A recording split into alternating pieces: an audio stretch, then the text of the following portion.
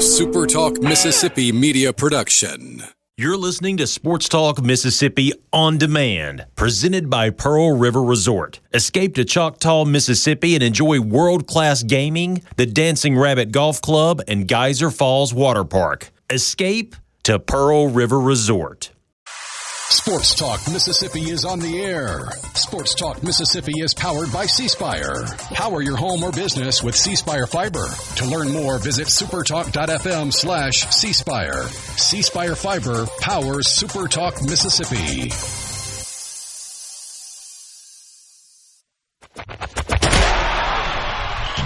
To the junction, in the Grove, and to the top. This is Sports Talk Mississippi.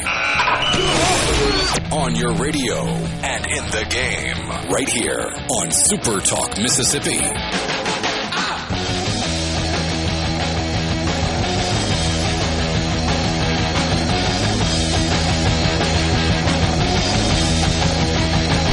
We are back. Welcome back to the great state of Mississippi. You see this? You see this right here? I'm so happy. Sports Talk Mississippi on this Friday is live and in color. Super Talk TVs, where you can watch us. 12 radio stations across the state of Mississippi, strategically placed so every single one of our 82 counties can hear us. And we are so glad to be back in the great state of Mississippi. Somebody says no sound. I can fix that. 1, 2, 3. I think we should be good now, Jeff. Good to see you. Audio should have gone out. I hear you just fine. Video, I think, is where we lost it. But, hey, you know, we're getting our feet back under us. We started our travel day. Do we need Houston to get in there and help us again? We better not, because Houston he ain't coming. Getting a much-deserved vacation. Yes, he is. No days off around here, though. We got a full show coming your way on this Friday edition of Sports Talk Mississippi. We, just 2 hours ago,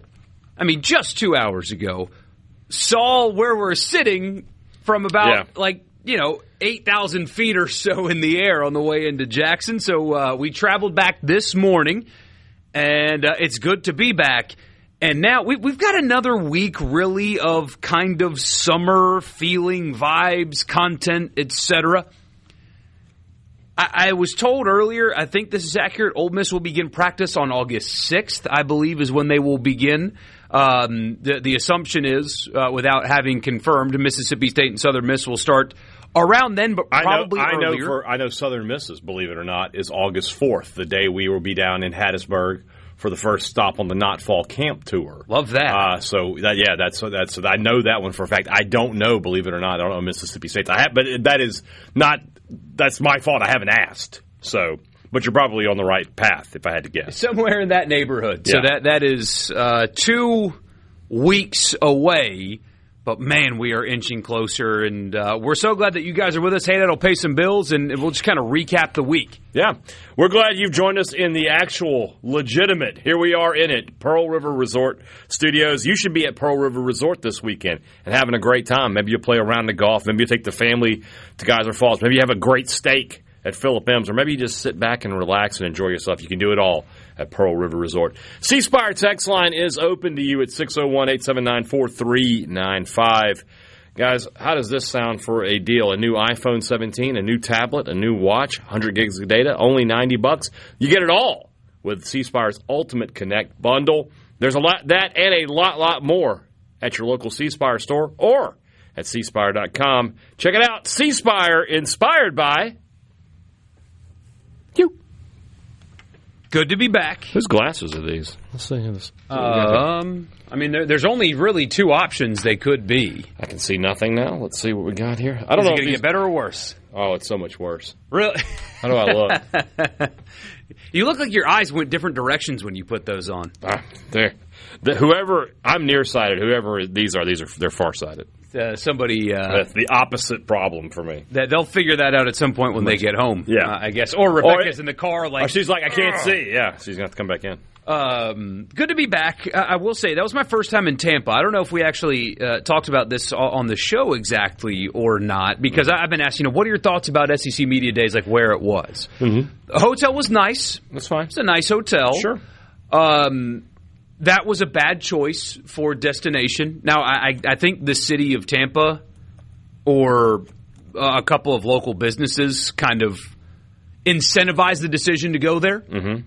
So I get that. If you can save money by having somebody pay for it for you, I guess that makes sense. But this year was a little bit more low-key. There were fewer people there. There was less buzz because there wasn't as many people there. And the overarching theme was cost and travel. I mean, Tampa's not easy to get to for the overwhelming majority of the people that cover SEC Most football. Everybody who was at this event flew there. Mm-hmm. And Nashville next year.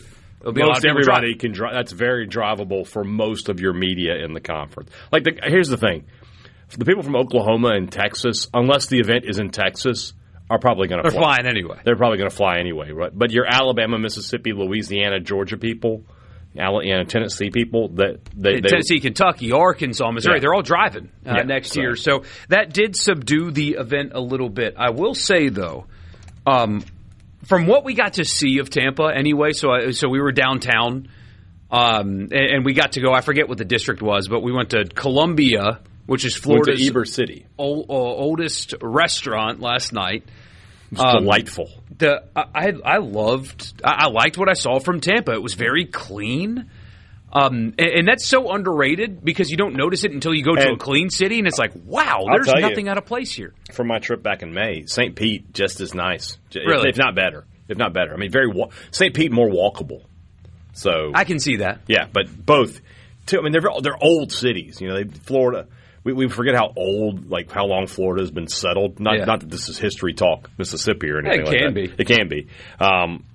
But yeah, those two cities are fantastic, and we had great times. But I think we put in a lot of good work too. We did some good work.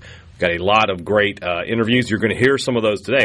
This is kind of the ones we got left. We had a bunch of good stuff left that we didn't have time for. So we're going to play it for you today. Also, are we going to play the break glass in case of emergency segment? We are 150% going to play that today. So we'll give you a little heads up. Let's do that in the 5 o'clock hour.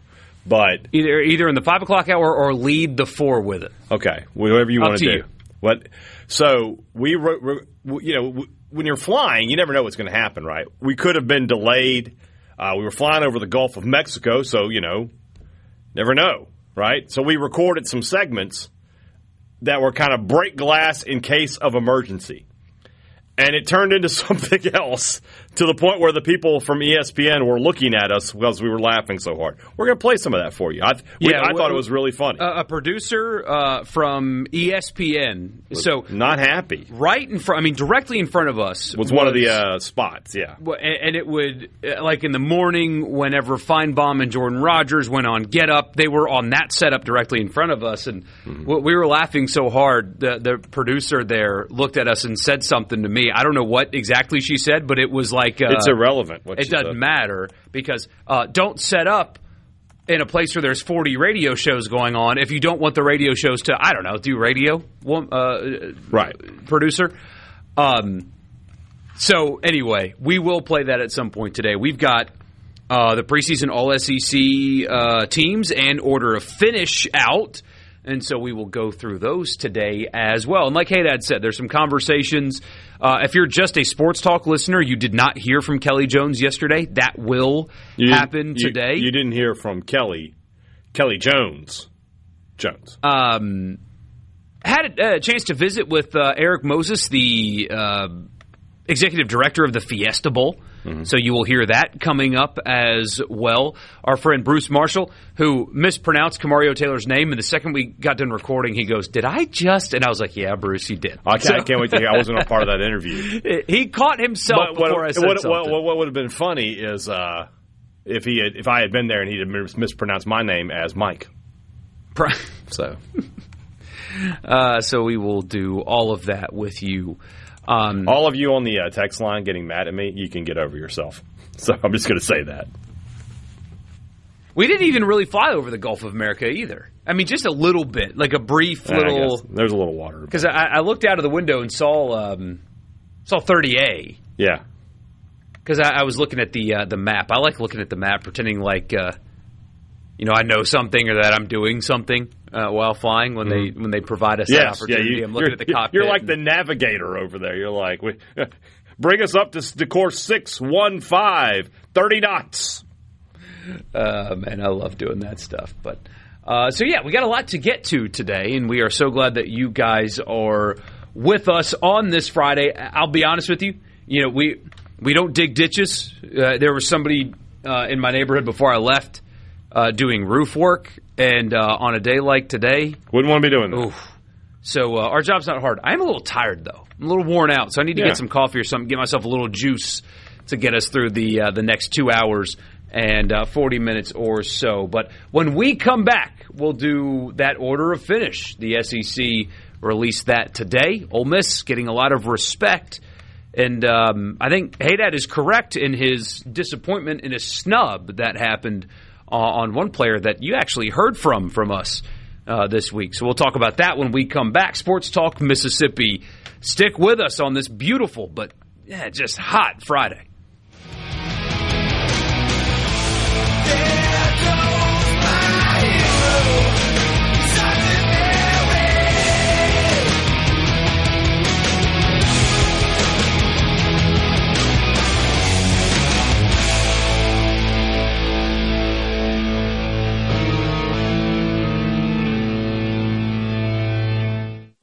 From the event. They're rolling. You're hearing Sports Talk Mississippi. What? This is so awesome on Super Talk Mississippi.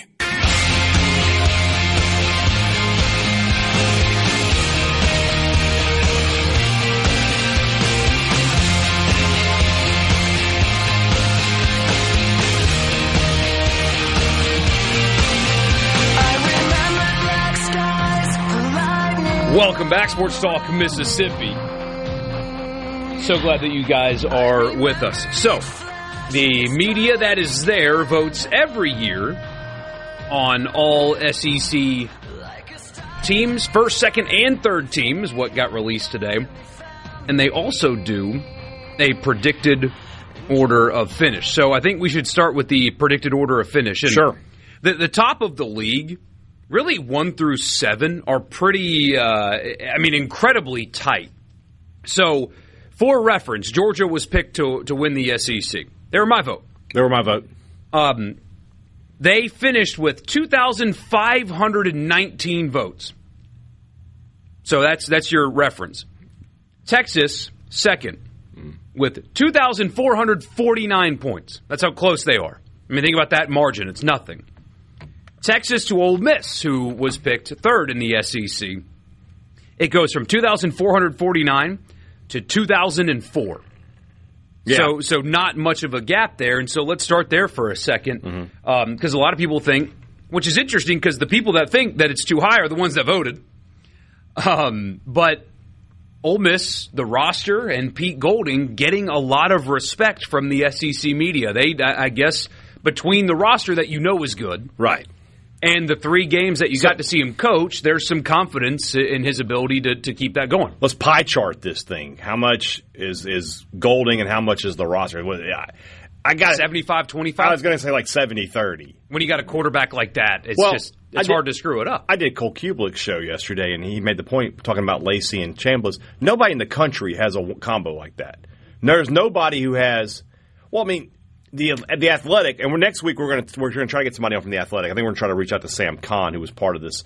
They ranked every quarterback in college football. They ranked Trinidad number 1, the number 1 quarterback in college football according to the Athletic. Right? If they ranked running backs, Lacey is top 2. He's top 2 for sure, right? He certainly doesn't get out of the top 5 being conservative. No chance. He's probably number 1 if we're being completely honest. With Ahmad Hardy being hurt. The debate is very limited there. So who else has that? Nobody. Then you add the three pieces they have on defense, the big returners, Franklin, Eccles, and Perkins, and what they have on offense. Yeah. The roster, the way I put it was, Ole Miss has superstars. They may have more superstars than anybody in the league in terms going into the season, right? We all know that as the season goes along, people will pop up. But then Golding did give people something to think about with the way that he coached in the playoff and the way that they performed in the playoff and the way that he handled everything in the playoff. So I get it. I did not have Ole Miss third. I'll tell you that. They had them a little further down. But when you look at their just having it's a third place in the SEC roster. Well, what have I been saying for the past few months, right? That if Kiffin were there, they might be a top 3 team in the country, right? This is a shout out to that, right? Like, is there any doubt then if Kiffin were still the coach at Ole Miss, knowing what we know now, that Ole Miss was voted third without him, that they might be second or first with him? Possibly first. And certainly Georgia and Texas are going to be 2 of the top 3 teams in the country. Yeah. So, yeah. So a lot of respect given to Ole Miss. Number 4, Texas A&M. And, again, the illustration, the difference between second and third, or third and fourth. Ole Miss, 2,004 points. A&M, 1967. I mean, that's how close the margin was there. Same thing with 4 and 5. A&M 4, LSU 5, only 6 points behind Texas A&M. Alabama, only 31 points behind LSU out of 1961 at 6. Oklahoma at 7, only 16 points behind. Tennessee, there's your big drop-off between 7 and 8. Tennessee, 614 points behind Oklahoma. So the top 7 in the league, really, there's a big bunch of teams that, at least the media anyway, thinks that all of them are capable of finishing at the top. I think that's fair. I mean, let's just look at it like this, right? In the last 2 years, how many different teams from the SEC have made the college ball playoff, right? Is it 6? And then 10 it's 6, right? Is it so Georgia's been both times. Don't make me do it. I can do it. Georgia's been both times. They're the only one, right? Georgia's the only one that's been both times, right? Yeah. Texas has been once. Alabama's been once. Oklahoma's been once. Tennessee's been once. Ole Miss has been once. Texas A&M has been once. Well, if you're in the college football playoff, yeah, you have a chance to be the conference champion. You're good enough to do that. So, yeah, the parity we talk about in college football has leaked into the conference as well. And now you've got 7 teams, and then I forget who we. I mean, Tennessee's 8th, and they're only 8th, and they're only that far behind because who's going to play quarterback? Probably a true freshman. I don't know, but they have talent. Their roster is talented enough that if they had won their lawsuit and Aguiar had gotten another year, they would probably be preseason top 15. They'd have had a lot of conversation this week. Yeah, they would have. And bringing Aguiar, yeah, they would have, but they don't. Florida at 9. And that's a team I really like. I like Florida, too. I think Florida is going to be a top 15 team in the country this year. Missouri's done nothing but just win lately, and they are at 10. South Carolina is super talented. They're at 11. Auburn at 12. That's too high for me. That was not where I had Auburn. Vanderbilt 13. Kentucky 14. Mississippi State 15. And Arkansas 16. I am willing to bet. Look, I don't think Mississippi State's going to win the conference or anything like that. If you made me pick, they finish above 15 or they finish dead last in the league. It is an easy bet for me to finish better than 15th in the league this year. I had State 11th, I believe. Oh, wow. Which, I mean, what is 11th in the SEC? Well, what would 11th have been last year? 6-6? Something like that? Let me tell you. So, I mean, when I say 11th, that's not saying Mississippi State's going to be particularly great. It's not saying that Mississippi State's going to be a top 25 team or anything like that. So, if you look at last year's stats, 11th in the conference. Well, is it going to give it to me or not? I don't know. I really don't like Google sometimes. Google, you really got to fix what you're doing there. Kentucky. Kentucky, 5-7. 5-7 Kentucky. That's 5-7, 6-6 is where I'm leaning. And behind them was 4-8 Auburn. Behind them, or 4-8 Florida, 5-7 Auburn, 5-8 Mississippi State, 4-8 South Carolina, 2-10 Arkansas. In 7-6, LSU was 10th. Yeah. So saying you're 11th means you're going to be in the, say, 7-5 to 5-7 range. That's kind of where I think State is right this second. So I mean, honestly, they better be, or else we're talking about a coaching search. We are. We're 100%. If State is 15th in the conference this year, that's 4-8 last year. That's where South Carolina finished. 4-8, 1-7 in the conference. Yeah, we absolutely are talking about a coaching search. Yeah. Someone asked, I'd love to know the ratio of preseason top 10 rankings to postseason top 10.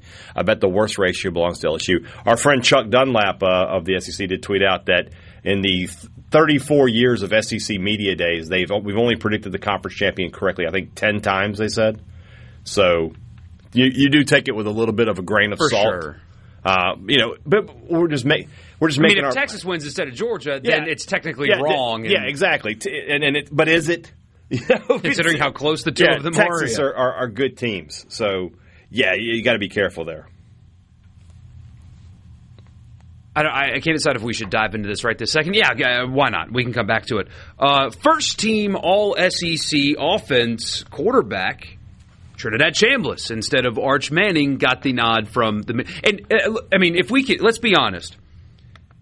I know this is kind of projection, like who you think it's going to be. Trinidad Chambliss was significantly better than Arch Manning last season. That doesn't mean he will be this season, but the sample size that we have of the two of them playing quarterback in the SEC, one's better than the other. Period. Like, one's better than the other, period. Again, that can change. And one plays in an offense that's a little more, I wouldn't say quarterback friendly, but I'll say it leads to bigger numbers. It should. Like, Manning's offense is going to be, he'll throw for plenty of yards. But Sark's offense also. It's very good, don't get me wrong, but like, the Kiffin, Weiss, Baker system, whatever you want to call it, quarterback tends to be a little bit more of a running threat. Not that Arch can't run a little, but... Oh, he can. He's athletic. Chambliss will probably rush for more yards than Manning does. And I just think he'll throw for more yards, too. I flipped my coin, basically. I did go with Trinidad Chambliss as my first-team quarterback. And you can back that up, though. You can truly justify that. I feel completely at ease with that decision. We will give you the rest of the all-SEC teams, including we'll have to dive into a snub here from the state of Mississippi as well. We will do that when we come back. Sports Talk Mississippi, Pearl River Resort Studio, home from Tampa. Still talking every day on these airwaves. So glad that you guys are with us again right here in the Pearl River Resort Studio. We will be back in just a minute.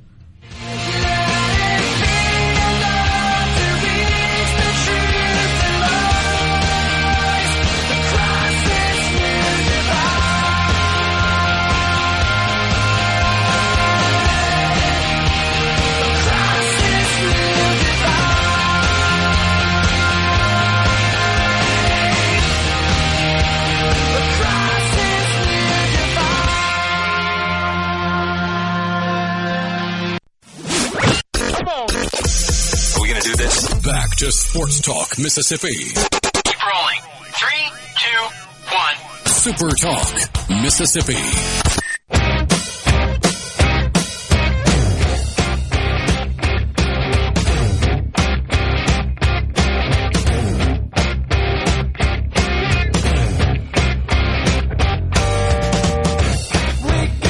Welcome back, Sports Talk Mississippi, talking about the preseason All-SEC teams that were just released a little while ago. We left off at first-team All-SEC quarterback Trinidad Chambliss. Got the nod over over Arch Manning. Kejuan Lacey, first-team All-SEC running back alongside Ahmad Hardy, who from Missouri, who, again, Eli Drinkwitz delivered some good news. He is cleared to start ramping up and working on football. Does that mean he'll be ready week one? I don't know that answer. He didn't specify. But he is working on getting ready to play. He's no longer, I guess, in the hospital dealing with more surgeries or whatever after being a bystander and getting hit in a shooting when he was actually here in Mississippi a while ago. Wide receiver, so those are the two first-team All-SEC running backs as expected.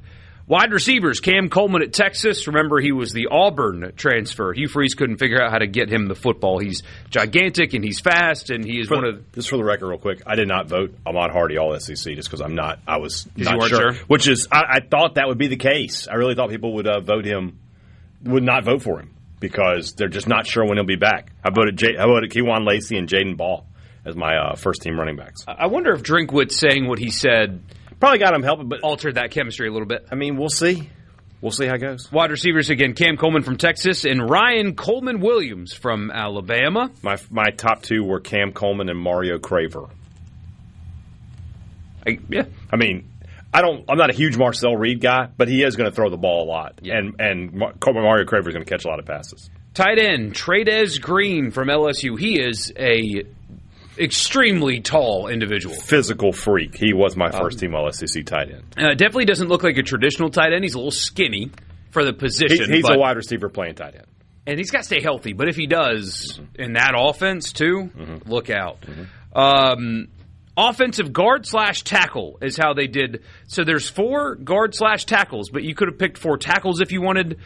I almost want them to just not do offensive line altogether, to be honest with you. You had to pick 12 offensive linemen, and I'm sorry. Like, once I got past the first 4. None of us know that. I just did the best I could. Trevor Gooseby from Texas, apparently he's exceptional. Very good. I had him second team, though. Caden Green, not Caden Lee, Caden Green from Missouri. I got him. Jordan Seaton from LSU. I got him. Ernest Green III from Georgia. I got him. And the center, Drew Bobo from Georgia. That was my center. My other first-team offensive lineman was David Sanders Jr. from Tennessee.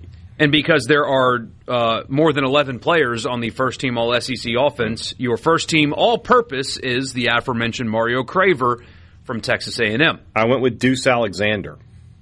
Yeah, he did not make this team, and I understand why. I get it. I think by season's end, he's on one of these 3. Second-team All-SEC Arch Manning. You guys know him from Texas. Jaden Ball from Florida. We're doing second-team defense now? Or second-team offense now? Yeah, I'm just going to go. That's how the SEC sent it, so I'm just going to go with it. I'm looking more at my team than what you've got. Okay. The 2 running backs, Jaden Ball from Florida, Nate Frazier from Georgia. Those 4 running backs, the top 4 in the league. As good as anybody. So my second-team running backs were... Hold on. I went with Raleek Brown and Deshaun Bishop. Raleek Brown from Texas. Raleek Brown from Texas and Deshaun Bishop. We'll mention him in a second. Mario Craver, the second-team All-SEC wide receiver from A&M, alongside Isaiah, is it Stegna from Oklahoma? Sategna. Yeah, the third. Sategna the third. Yeah. From Oklahoma. Tight end Lawson Lucky from Georgia. My second team receivers were Ryan Coleman Williams and Anthony Evans. Okay. I mean, Anthony Evans is the leading returning receiver, and in an offense where somebody's going to catch 80 passes, why not him? Tight end Lawson Lucky, offensive guard/tackles, Dontrell Glover, Georgia. Hey, spoiler alert, Georgia's going to be really good up front again this year. No, nothing changes. The more things change, the more they stay the same. Michael Fasusi, I believe, from Oklahoma. I believe that's how you say his name. Michael Carroll from Alabama. Lance Hurd from Kentucky. That was a big portal pickup for Kentucky back then. It was. And Mark Naboo. Nabowu? Those are the people in the. That's where Princess Amidala was from. Yeah. Naboo. From Texas A&M, and the all-purpose is Ryan Niblett from Texas. Third-team All-SEC quarterback Gunnar Stockton. It was voted exactly how I voted. Yeah, that's how I voted. Yeah, the quarterback ranking went exactly how I thought it would and the way that I voted. Yes, I bet that's like 95% of the voters did it. Yeah. Yeah, you're probably correct. Either Arch Chambliss and then Stockton and then nobody else. Yeah. Maybe the people at Texags probably put Marcel Reed up there. Well, I bet Mateer got a few votes. There probably were a few votes here and there. Mateer probably got a few. Marcel Reed probably got a couple votes. I wouldn't be totally shocked by that. Trying to think my way around who else brings a quarterback back. I don't know. Yeah. But Stockton, the quarterback, Deshaun Bishop from Tennessee, and Hollywood Smothers from Texas, the 2 running backs. So my 2 running backs, I went with Harlem Berry from LSU. What do we know about Lane Kiffin? He will run the football. football. Run the football. Barry's the first guy. And then, this is maybe I went a little controversial. I went with Jamal Roberts from Missouri, the guy they brought to media days. Yeah. Same thing with Drinkwitz. He just knows how to crank out running backs. It's crazy. He recruited Ahmad Hardy to come to Missouri to replace Kejuan Lacey, who was there. So he knows running backs. What if Roberts just gets off to a good start? They're going to really make a change? I don't know. So I went with Roberts. Ryan Wingo from Texas and Nick Harbor from South Carolina, the wide receivers. I went Harbor and Satania at 13. Harbor's a stud. Willie Rodriguez from Kentucky, the tight end. And then guard/tackles, 4 of them. David Sanders from Tennessee. Patrick Kudus from Ole Miss gets third team. I had Kudus on my third team. Brandon Baker from Texas, and then Wendell Moe Jr. from Tennessee. I want to point something out here. So the conference puts in the email that the team, the programs, yes, they tell you who, they give them the players, right? So Mississippi State, Ole Miss, they send a list of put these guys on the All-SEC ballot for us. Mississippi State did not send a single offensive lineman. I'll take it back. They sent a center. Cannon Boone was on the list to vote for as center, and did I vote for him? I did not. So, just to give you an idea, Mississippi State didn't send anybody in for that particular thing. Didn't send. I don't think they. I don't remember if they sent Camario in or not as a potential quarterback. I'm sure they did. I think he was there. Yeah. There was 11, I believe, quarterbacks. Okay. So, Braylon Moore, the center from LSU, makes third team, and Jaden Baugh, all-purpose third team. So he was second team running back, third team all-purpose. I don't know how that works, but that is how it shook out. Mm-hmm. First team all-SEC defense, Colin Simmons on the defensive line from Texas, Will Eccles from Ole Miss, Dylan Stewart from South Carolina, and Princewell Umanmielen from LSU. That is your first team all-SEC defensive line. I got 3 out of 4 on that one. I think that that'll look quite similar at the end of the season. Yeah, I did not have Princewell first team. I did not either. I did have him second team, though. I mean, you can't. I did too. He's on my team. I just didn't have him first team. You can't fake 9 sacks. Right. Well, what's amazing about him, there's still a ton of room for growth. There's a lot of flaws in his game, physically gifted, and if he takes that another step forward, then really look out. Whit Weeks from LSU, Xavier Atkins from Auburn, and Rasheem Biles from Texas, your 3 linebackers. Say him again. Whit Weeks, Xavier Atkins, and Rasheem Biles. I had 2 out of 3 again. My other first teamer was Sunterman Perkins. KJ Bolden from Georgia, Zabian Brown from Alabama, Bray Hubbard from Alabama, and Ellis Robinson from Georgia, your defensive backs. What are we doing here? How is Kelly Jones not a first-team All-SEC defensive back? He was first-team All-SEC at the end of the season. What changed? It's the same guys. Bolden, Benefield, Robinson, they were all there last year. None of those guys are transfers coming in. What changed? How do you not put Kelly Jones? He was not only my first-team guy, he was the first guy on the list for me. I can't believe they had him. I know you know the answer. And it's because he plays for Mississippi State and not Alabama. It's the helmet. Or Georgia, or whoever it is, yeah. It is quite simply the helmet. Yeah. Second team, All-SEC defense. I'll go through the defensive line, then we'll have to come back to the rest. David Stone from Oklahoma, Elijah Griffin from Georgia, Taylor Wine from Oklahoma, and Quincy Rhodes from Arkansas, your second-team defensive line. So Elijah Griffin's the guy I had first team over Princewell on the that's the only difference I had. I think I had Cam Franklin on my second team, if I remember correctly. I believe I did as well. I had Cam Franklin on my... So my second team was Princewell, Cam Franklin, Hero Canoe from Texas, and I put Will Whitson on there. I really, truly believe that if he plays 12 games this year, he will be an All-SEC candidate. Will Whitson? Will Whitson. We will come back with the rest. Sports Talk Mississippi on this Friday. So glad that you guys are with us. John in Pontotoc said, why is Tennessee with a big war chest so bad? And my answer was really simple. Everybody has one of those now. Yeah. If Tennessee's bragging to their friends, we got this big war chest. Well, buddy, join the club. That's like saying I've got a pair of pants. So does everybody else. You got to wear them right. And Tennessee's been okay, but there's a lot of room for them to improve as well. Maybe they will. Sports Talk Mississippi. We'll be back in a bit.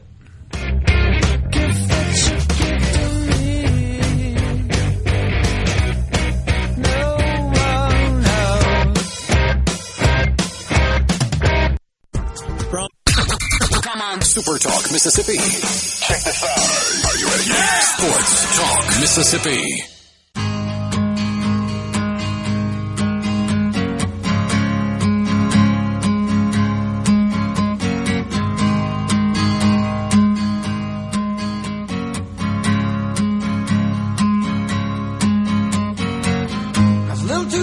Could have used a few pounds. Tight pants points hollering out. She was a black-haired beauty with big dark eyes. And points all I mean, not only did you're not in there, you cut my mic off. Well, you know how to turn yours on. No, I don't. There's an on button. That works for me, too? Yes. I didn't know that. You didn't know how to turn the microphone off.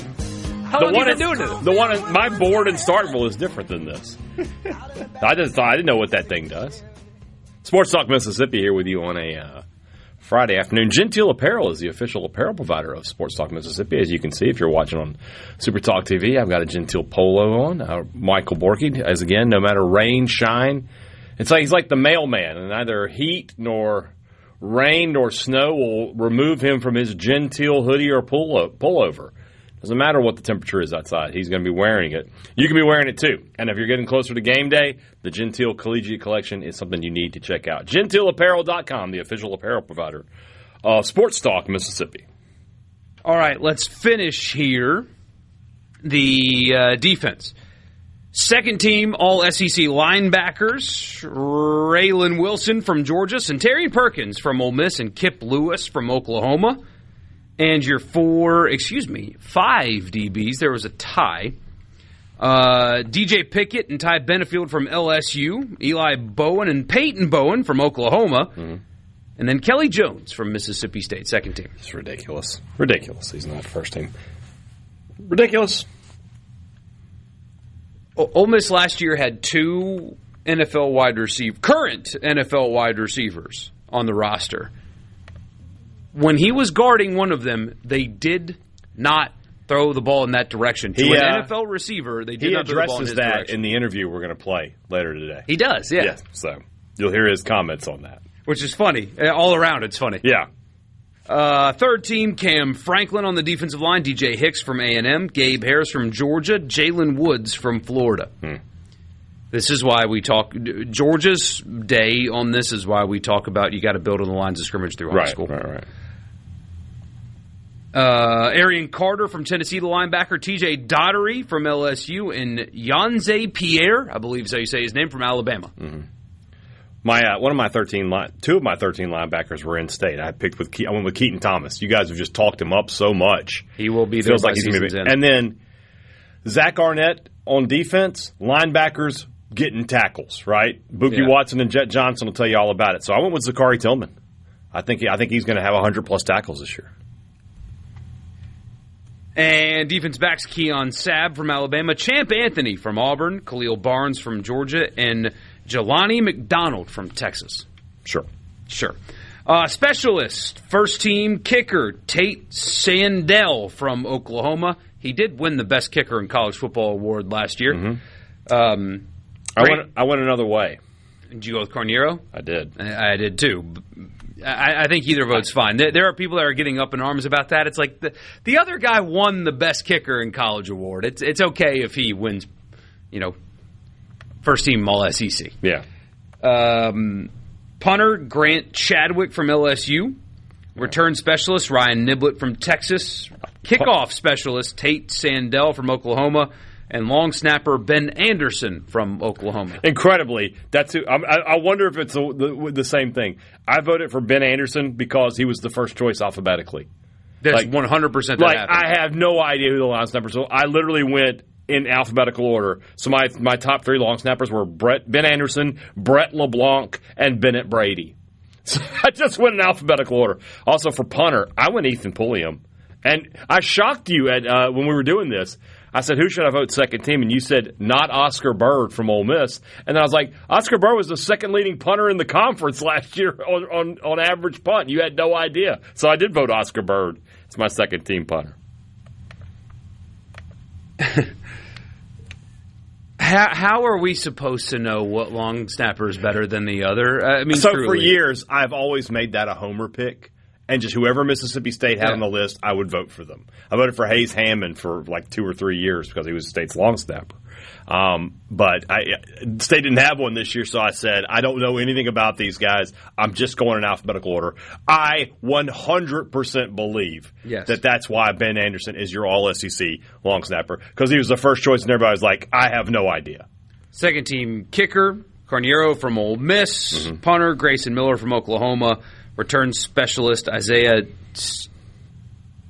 Satania from Oklahoma. And then Trey Dubuck from Texas, the long snapper. Was that also in alphabetical order? I don't know. I thought mine was in alphabetical order. Place kicker, Alex McPherson, third team All-SEC. Ethan Pulliam from Mississippi State, the punter. Vernell Brown from Florida, the return specialist. Terry Bussey from A&M, the kickoff specialist. And then Brett LeBlanc from Missouri. There you go. Hey, how is Terry Bussey the kickoff specialist? He's a wide receiver. Make it make sense. Also, my third-team kicker was Kyle Ferry from Mississippi State. I think he's going to have a good year. He's earned that, too. He's got a great chance. He'll probably be Mississippi State's all-time leading scorer when the season's over. You did not hear that interview with Kelly Jones in this show. You will in the next hour. Sports Talk Mississippi. Kelly Jones when we come back.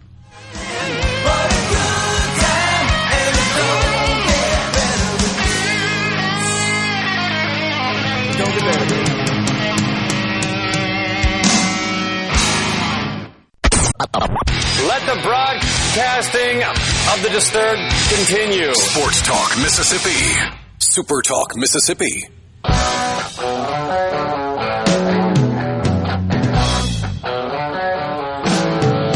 Sports Talk Mississippi back with you here on a Friday afternoon. Friday afternoon, what does that mean? That means the weekend is here. That means it's time.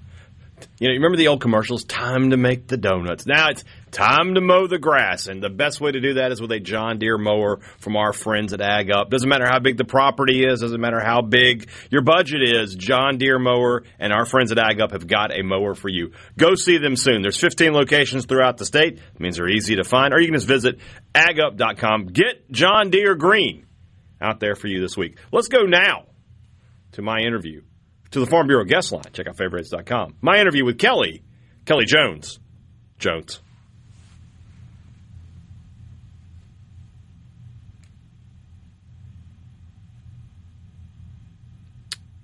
We will eventually go to that interview. There it is. Yeah, he said it right, man. I got to know how your nickname is your name. How does that happen? I think it came about with Kelly Jones Lover. I wanted to talk to you about Kelly Jones Lover, so good. Go ahead. Yeah, it came about him. I just woke up one day and it was just like Kelly Jones. And I'm like, and my teammates were running with it. They liked it. And my coach liked it too as well. So I liked it myself. So I just, Now it's your nickname. I think it's great. Every time I refer to you on this show, on Sports Talk Mississippi, on my podcast, I refer to you as Kelly Jones. I love your podcast. I stay seeing them. They be on TikTok, Twitter.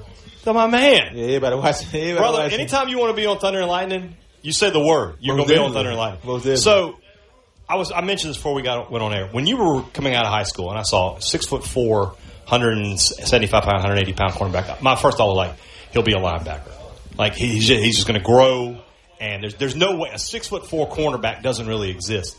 And to say that you exist, I mean, you're standing right here. You're an All-American candidate, first round pick candidate.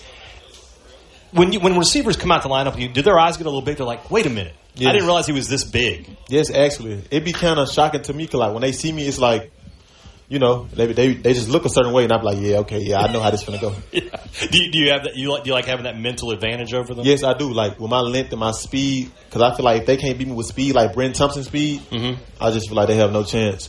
So, last year was your first year really as a starter. You played a little bit in 2024, got your feet wet. Last year you took off. And by the end of the season, I mean, I remember the Egg Bowl. I don't think they threw a pass at you one time. I don't know if gratifying is the right word, but when you're out there on the island and you realize you're not getting a lot of action, how early in the game do you realize, wait a minute, they're not coming over here? When I kept flipping sides and I was going from east side and I was talking to the players at Ole Miss and they was like, he don't want to throw the ball to you. And I'm like, you know what I'm saying? I'm like, I ain't stopping until I get a ball thrown at me. You know what I'm saying? Because it's fun. I like competition. You know what I'm saying? So it was there for me. What is it about this defense, this 3-3-5, that'll put a corner on the island pretty quickly. Are you enjoying working with Zach Arnett and the things he wants to do defensively? Oh, yeah, most definitely. I'm very excited, very happy. Like, I talk to him every day. Like, it's to the point where he don't even want me coming out the game. Like, he want me following the best player. And for me, like, I'm very excited, you know what I'm saying? Like, if you give me the opportunity to follow the best player, then all lights out. So be it, you know what I'm saying? I want the best. I want to be the best. And, in order to be the best, you got to go out the best. So, I look for no help. So, you say we want you to go after the best player. Who are the best receivers you've locked up with? Like this past season? Yeah. I would say great guys like Jordan Tyson, who was very good to me. Casey Concepcion from Texas A&M. I would say Chris Brazzell from Tennessee. And, yeah, I feel like those are the top 3. Okay. I'm a Saints fan, so I'm excited about Tyson. Should I be excited? Because the only time I saw him live, I don't think he caught a pass. No, he didn't catch a pass. Not on Kelly Jones. Not on Kelly Jones. Kelly Jones. We got. I'm telling you, as a guy who does branding is so important. We got to make sure we're saying it every single time. Gotcha. I asked Coach Levy, if he's an offensive coach, like if you had to face Kelly Jones, how would you do that? And he's just like, he sort of gave a shrug. He's like, when you take away, talk about taking away half the field, but there is the other half. The other guys there, new faces. What do you think about the other guys in your cornerback room? I feel very great about them. I always tell them that, you know what I'm saying, like, we can't go for anything. We can't give up anything. Like, that's my mindset. Like, I just can't go like that. You know what I'm saying? I just tell them, like, no matter what, try your best not to give up anything. You know what I'm saying? Don't get too grabby. Do the things our coach telling us to do, and you will be successful. Don't be scared and just go out there, you know what I'm saying? Look to the other side and you see, and look at me. And I'm going to look at you in your eyes and tell you that you got this, and let's do it. And I get them a lot of confidence. Is that going to be Jet Jefferson? Is that going to be Jamrock Grimsley? Jet Jefferson, Jamrock Grimsley, Casey Singleton, all the guys. Yeah. Honestly. Jet was a guy I thought was going to start last year, and then that first game he got injured, and it just never worked out for him. What's he going to be like this year? He's got to be chomping at the bit to get back out there. Oh, yeah, most definitely. He's going very hard. Like, he's very intentional, you know what I'm saying? Like, he in the aspect of knowing that it could be taken to you like this. So he's very hungry. Very hungry. Like, he works hard every day. Spend a lot of time in the weight room, a lot of time in the film room, a lot of time in just getting recovery. So it's a big aspect of him. I feel like he'll have a great year because they coming. What about having Isaac Smith behind you? How important is that? Great. I just know, like, looking back, I'm knowing that I'm straight regardless. I know he's going to come down to tackle. He's going to communicate. And just the energy and the motor he plays with. Like, I watch his game myself and try to pick up things that he do, like coming with a motor and the way he tackles is, like, relentless. So I try to add those to my game. But it's very great. I love him. Tell me about Coach Bell. What's your relationship like with him? Honestly, man, I hit down, I drop to my knees every day, and I'm thankful for that guy, like, for just believing in me, you know what I'm saying? It hit different when somebody believes in you, so that was one of my biggest concerns, on my biggest why I do the things I do. Like, you know what I'm saying? Like, each and every game, I look back and I just see him, and I just feel like I'm good, you know what I'm saying? It hit different when somebody believes in me, but I love him to death. He's a very father figure, you know what I'm saying? Like, I couldn't ask for another coach. Do you feel like you've learned more about football from him or more about life away from football from him? Both. I would say just in the football aspect, just learning the concepts, 2-man, 3-man concepts, knowing where routes you would get. Knowing routes that'll break at the stick, like first level route, second level route, third level routes, you know what I'm saying? Knowing the receiver you're going up against, what they can beat you with. Like, just being dialed in, doing everything, you know what I'm saying? Like, I feel like I learned a lot about him, and being off the field, just being intentional, because people's always watching. When you play cornerback at Mississippi State, you step into some big shoes. You know, guys like Fred Smoot, guys like Robert Bean, guys like Emmanuel Forbes, and Martin Emerson. I mean, the list goes on and on. You're the next guy in that group. You ever hear from any of those guys? They ever talk you up? Most definitely. It'd be exciting, like, hearing from guys like Emmanuel Forbes, you know what I'm saying? Like, telling me that I got to be more vocal. Like, you know what I'm saying? I should be more vocal, be a leader. Like, be the guy who I am, you know what I'm saying? Like, don't take a step back, you know what I'm saying? Like, just be you. You can be loud. You can, like, talk noise. You can, like, be ready to hype the crowd up. And, like, guys like Martin Emerson, like, telling me that I'm the one, you know what I'm saying? Knowing that who were number one, and I'm just trying to be like those guys. Like, I'm trying to be one of the best to ever do it. Jonathan Banks, of course, as well, won the Thorpe Award, the best defensive back in college football. Is that your goal this year, to win that award? Oh, yeah, most definitely trying to be the best back to ever do it. You know what I'm saying? Like, whatever it takes and whatever I got to do it, I'm willing to do it. Like, if I got to guard the best receiver, if I got to guard the receiver in the street, I'll go do it. So I want to tell you about an interview I did yesterday. I told you this man wants to meet you. He's not here right now. His name's Bryant McFadden. Played at Florida State. You know, that's one of the DBUs that are out there. And then played a long time in the NFL. And so I asked him about you, and he said, does he listen to this podcast? So I didn't know if he did or not, but now that I know, we'll pass it along. I'll definitely be watching. So he says, his message to you was, take it seriously because you can make millions of dollars. And he said, now you've got to be willing to eat pencils if you're going to play on defense. Are you willing to eat pencils on defense? I'm willing to eat rocks. Love it. Love to hear that. Rocks. But he was incredibly passionate about you. He said, I know Kelly Jones. I watch Kelly Jones. And this is a guy I know can be at the next level. This is a guy who played for the Steelers, played for Mike Tomlin, one of the best defensive coaches to ever do it. How much does hearing that from a former pro motivate you? Man, or do you need any more motivation? A guy like me coming from Clarksdale, Mississippi, I'm just very thankful to even get my name even brought up in a situation like this. I'm just very grateful, just to be in this situation. I feel like it's a great milestone for me. It just make me hungry, make me go out there to do more than more, you know what I'm saying? Because doing more is not enough. So I got to go out there and do more than I thought I could do. Clarksdale is a town that's produced a lot of great Mississippi State Bulldogs. I know you know J.T. Gray, Mario Hagan, Elton Jenkins is from Clarksdale. Are you the next great Clarksdale to Mississippi State to the pros story? Oh, most definitely. Just showing the kids that it's able to do, just showing everybody that you can do it. And I'm one of the ones who used to sit down on one knee and raise my hand and show Elton Jenkins them that I want to be just like them or even greater than them. And they okay with it. So what's the next... How should I put this? What's the next thing you've got to get this year? Last year you looked at the way you covered receivers and the plays that you made. What's the thing that Kelly Jones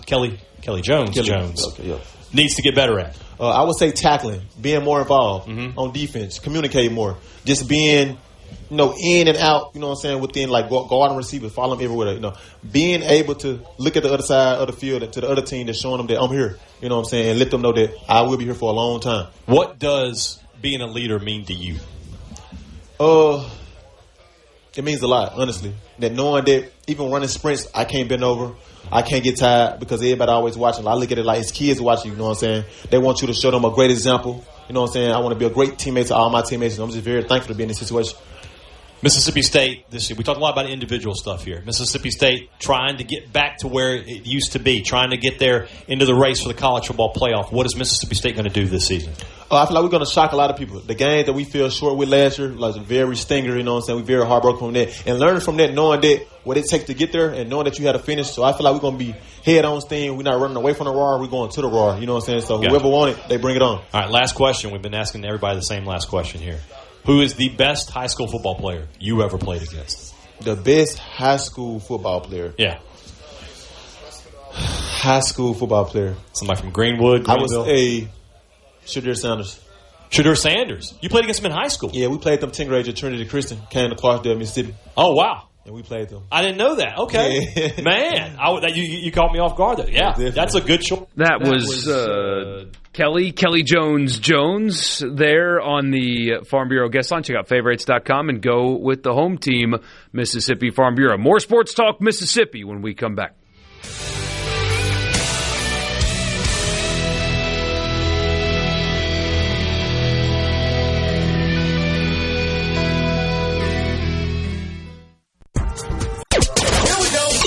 Sports Talk Mississippi. Here's more. Super Talk Mississippi.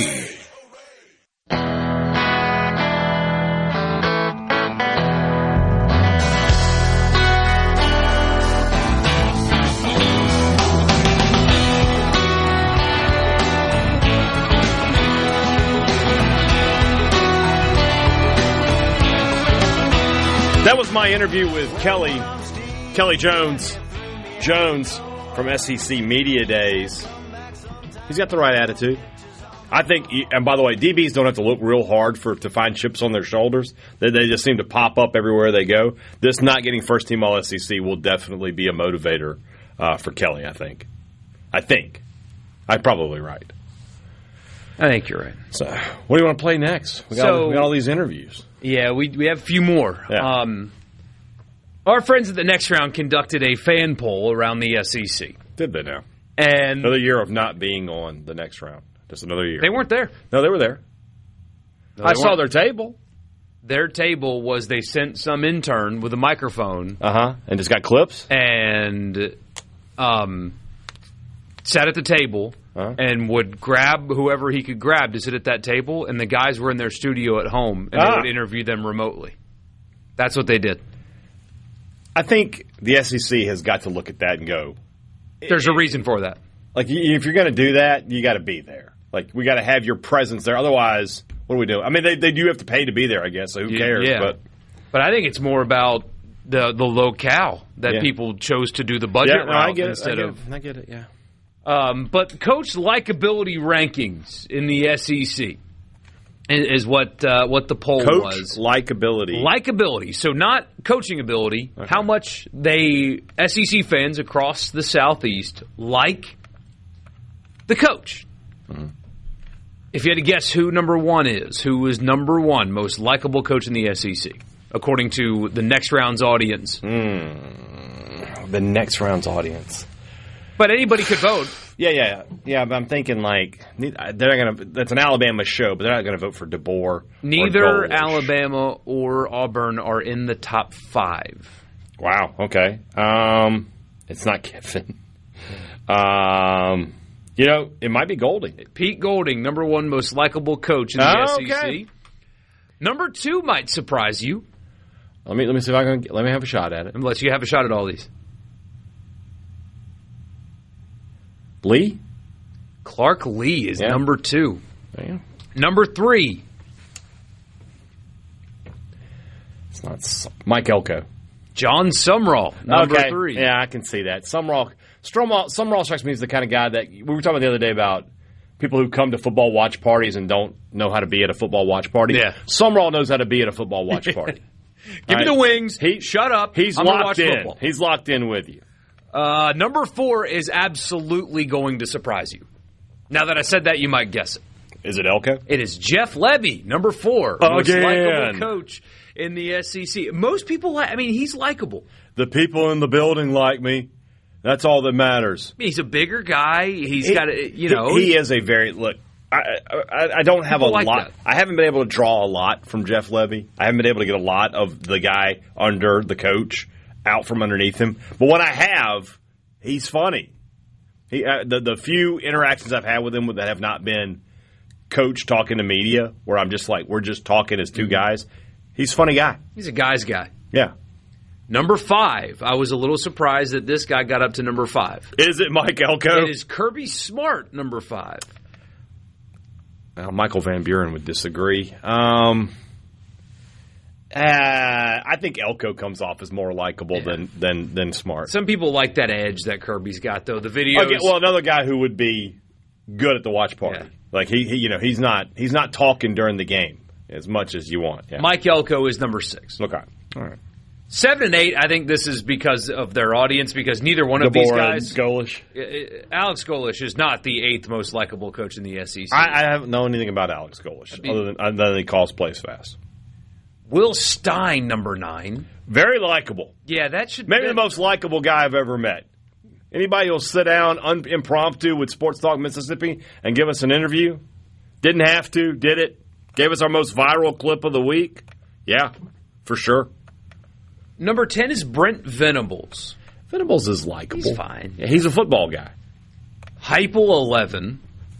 Heupel strikes me as a guy who'd be like laid back, drinking a bud around the grill, you know. Shane Beamer, 12. Now, Shane Beamer's a whiner on the field. He's a little bit of a whiner. He's got a little whininess to him. But if you ever just kind of watch the way he interacts with people, he seems pretty cool. He seems like a nice guy. I've actually had a social interaction with him, but it was years ago. Yeah. But that said, if a reporter tweets something he doesn't like in the next press conference, exactly. So that's why. Ryan Silverfield, number 13. I get that. Did you see the stuff that Feinbaum did at the end of yesterday? Oh, you did? No. Did I see the stuff that Feinbaum did? Any day of the calendar year, you can ask me that question, and the answer will be no. It was going around because I don't know how the concept of aura got brought up, and Silverfield was like, I got a hot wife. I've got to have some kind of aura to have that. I'll be the judge of that, Ryan. Hold on one second. And Feinbaum just decided to go on. And the two people on set, I don't even know who it was, a woman and a man. They were really uncomfortable. He was like, "What is that? Why even bring that up? What does that even mean? Like, why say that?" It's like, the guy's complimenting his wife on a stage with a bunch of cameras. That she probably really liked that. And it was so bizarre, Haydad. It was like 3 minutes of him. Well, first off, his wife's a doctor. A clearly intelligent, and she's an attractive woman. And he was like, yeah, man, I got a hot wife. I got aura, obviously, because of her. And it's just a throwaway compliment. And Feinbaum was just like aghast that he would dare say that on that stage. It was weird. It was really weird. On the SEC network, that's the thing that I always go back to when it comes to crap like that, is it occurs on the conference's network. Like, the SEC's branding is on that kind of garbage. You know what I mean? Yeah. I feel like if you're going to have a personality like Feinbaum, you got to put him on a different platform than the SEC's network. I can't find a good picture of this woman, so we're just going to have to go with Ryan Silverfield's opinion. It doesn't make any sense. I don't understand that. Eli Drinkwitz, 14, and then the bottom two. Kiffin and... Sark is 15, and Lane Kiffin the least likable. Somebody asked me, how is Lane not number one? Nothing about Lane Kiffin is likable. Nothing. Would you want to hang out with Lane Kiffin? Never. Like, you've heard this man talk. After listening to Theo Vaughn describe his weekend in Oxford hanging out with Lane Kiffin, never. And that's okay. I don't want to hang out with football coaches anyway. But like, if Levy called me on the off week and he's like, Brian, hey, we're having a barbecue. You want to come over and hang out with us? We're going to watch football. You want to do that? I would say yes. But if Kiffin was doing that, first off, I want to know who's cooking because it ain't him. And probably get catered. Yeah. And then secondly, no, I don't want to hang out with Lane Kiffin. Lane Kiffin, incredibly unlike. Gets up there and say, we're all going to die. Thanks, Lane. Appreciate you. Supposed to be having a good time here. No, Lane Kiffin at 16 absolutely tracks, as the kids say. Look, the text is throwing me off. You're like, how is Lane number one? The most likable coaches? He says, excluding Ole Miss and Tennessee. Those are two fan bases that wouldn't pee on that guy if he was on fire. Yeah. So anyone who voted for them put him 16th. State fans aren't going to want to be hanging out with him. Oh, goodness gracious. And then just listen to him talk. Somebody says, may not translate or mean anything, but that was the most comfortable I've seen / heard Lebby since he's been here. He was comfortable and confident. I thought when I talked to him that you're getting the cliches, you're getting the again, you're getting the in the building, you're getting like he gives you 3 adjectives in a row kind of thing. You know, I forget what it was, but it was like, energetic and effort and blah, blah, blah, whatever. He's doing that. But just talking to him, and especially before I talked about it on the podcast. I shared a story of Carlo Barone, my co-host, mispronouncing Brandon Langlois, Mississippi State's SID's last name. I shared the story on the podcast, and when I told Brandon that story, Jeff was standing there, and he gave out like this big, "Oh, that's hilarious!" kind of laugh. So Lebby. I don't know what to make of that in terms, and I talked about it yesterday on the show, right? That it feels like they're confident. It feels like he feels like he's got his team in a good place. But I agree with our texter here. Does it mean anything? I don't know the answer to that. You shouldn't read too much into those kind of things. But I drew the comparison. I did on the show a little bit, but we had so many guests. I went into a longer discussion about it on the podcast with Pete Golding not trying to act like not himself and how that can translate to football. Because we saw the example with Zach Arnett. It almost felt like he was acting like what he thought head coaches are supposed to act like instead of himself. So there are things that you can read into. Comfortable, confident. He didn't seem like a guy that was afraid that his job was on the line. No. And so maybe he thinks he's got a good football team. Sometimes you can see through that stuff, and I'm trying to think yesterday. Who's the last coach that was like legit on the hot seat that was at media days? Maybe we'll think about that when we come back. Sports Talk Mississippi. Back with you in just a minute.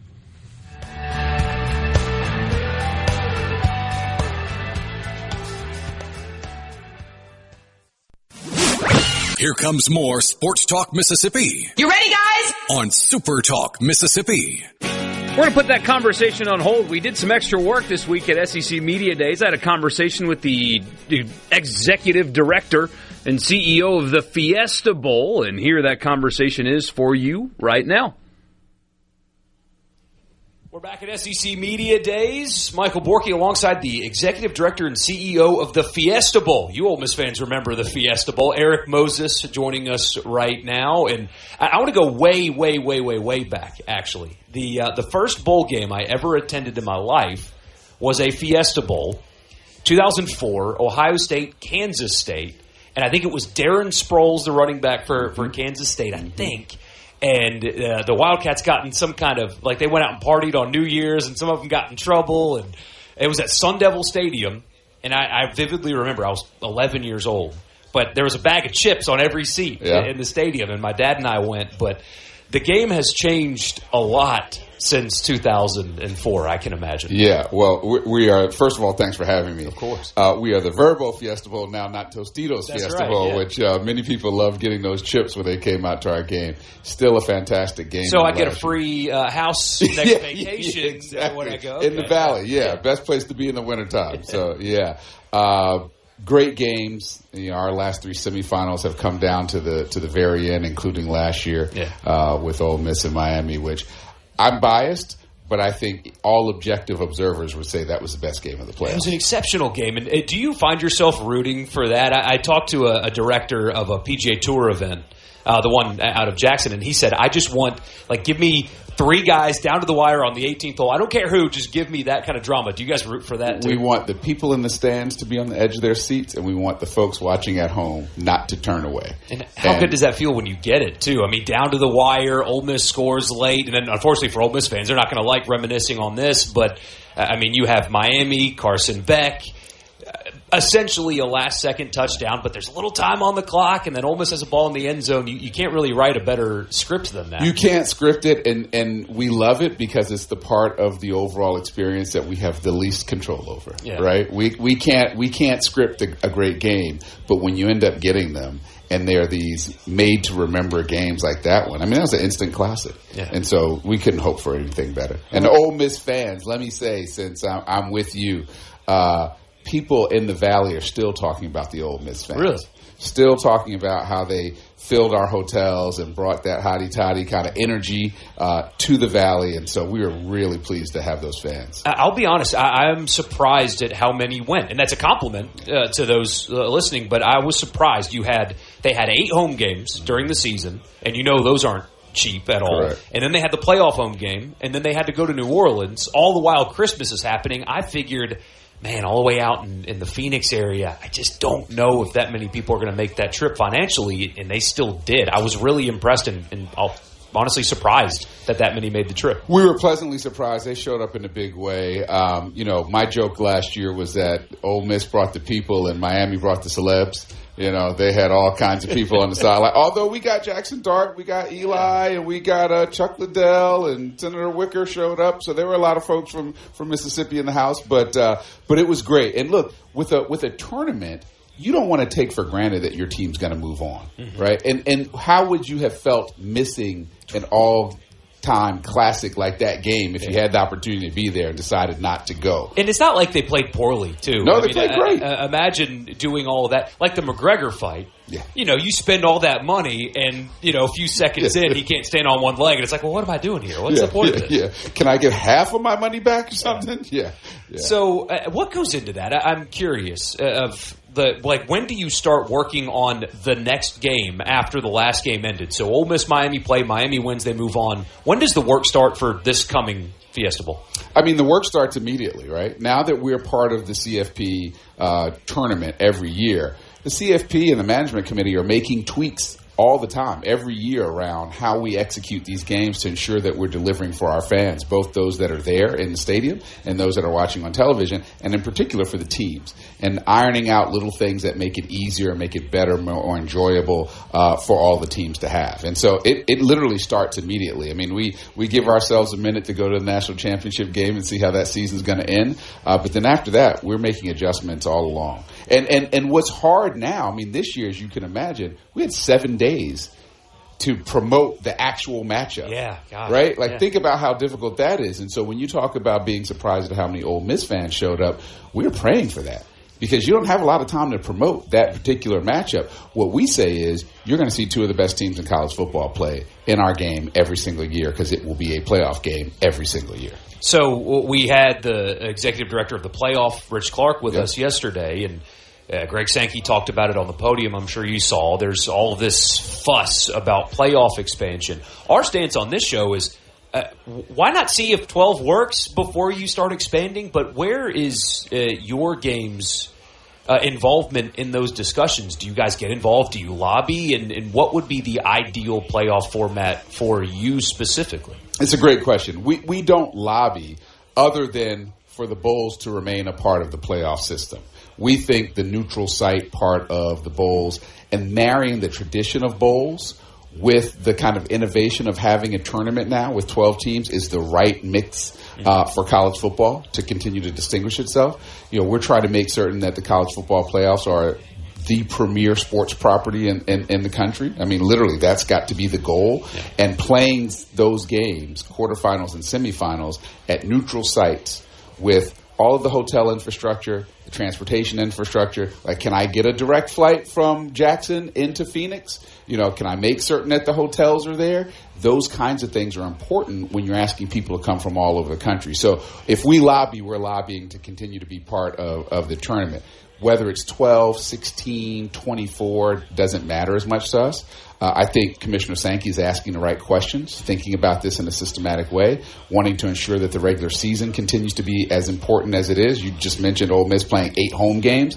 Those are not only important to the university, but think about to the entire community and the business community there and the money that people make on those game days or what have you. And so continuing to make that important and continuing to make certain that we have all we need to execute on these games so that they're great games for the fans in the stadium and on television. It doesn't sound like you're adverse to the on-campus games, as long as you guys are, because honestly, we love the on-campus games. Even in Oxford, it was a blowout against Tulane, but it was just an electric atmosphere.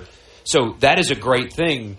But college football has always, I say always, I mean, maybe not when it was first invented, but the Fiesta Bowl in my lifetime has always been a staple of college football. And I don't want to gas up your competitors, but I mean, the Rose Bowl has been, and the Sugar Bowl has been. Those are an essential part of the sport. And as everything's changing, you want good change, but you don't want to change for the sake of change. And bowl games have been really important in college football. I don't want to see them go away. I watch all of the bowl games, even the ones that are not playoff implicated. The New Mexico Bowl, I'm still watching it. So those two things can, I think, be married together still moving forward. Yeah, and look, I think kudos go to the CFP and the management committee for deciding that our 6 playoff bowls are going to be part of this playoff system in the pursuit of a national championship, because it is that great marriage between maintaining tradition, which those of us who are college football fans have come to know and love, while still iterating, still innovating, still making certain that we're deciding who's a national champion on the field, right? We're not leaving it to computers. We're not leaving it to, media and journalists to decide. We're deciding on the field, and I think that's the right way to do it. Mm-hmm.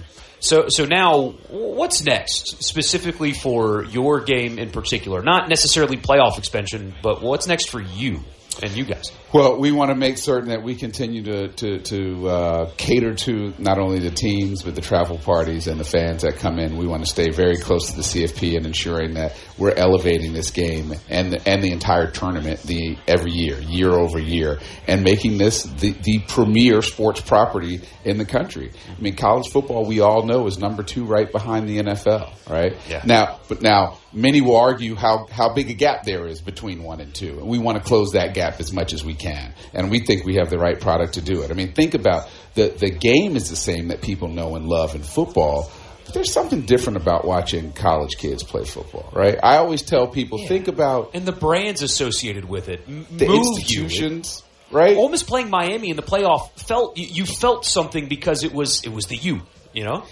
Look, a couple of years ago, Caleb Williams' last year of college, he loses a big game at USC, leaves the field, climbs up into the stands, into his mother's arms, and starts crying. You don't see that in the pros, right? But that's the thing that makes us root for these kids because they're young people and they're striving and every game matters. Every game feels like it's the most important thing they've done. And I think that's a special part of what distinguishes college sports and college football in particular from the NFL. And we've got to hold on to those things like the bowl system that distinguish college football from the pros. Really appreciate your time. Thank you. I mean, everybody that I talked to that went to the game had a great time.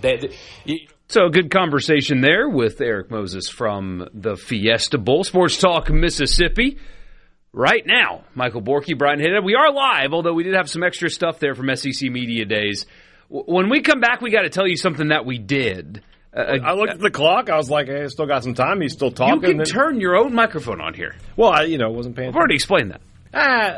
You like doing it, though. You like having the power.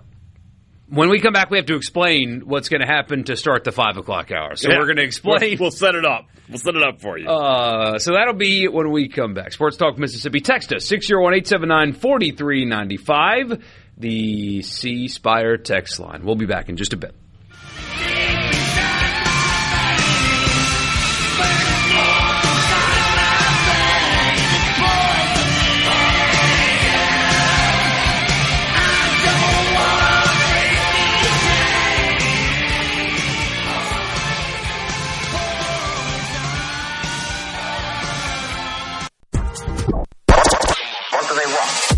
Exciting news.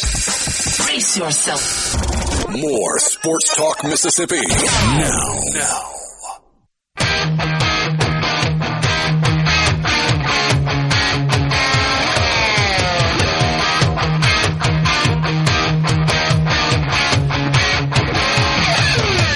So we talked about it a little bit during the week.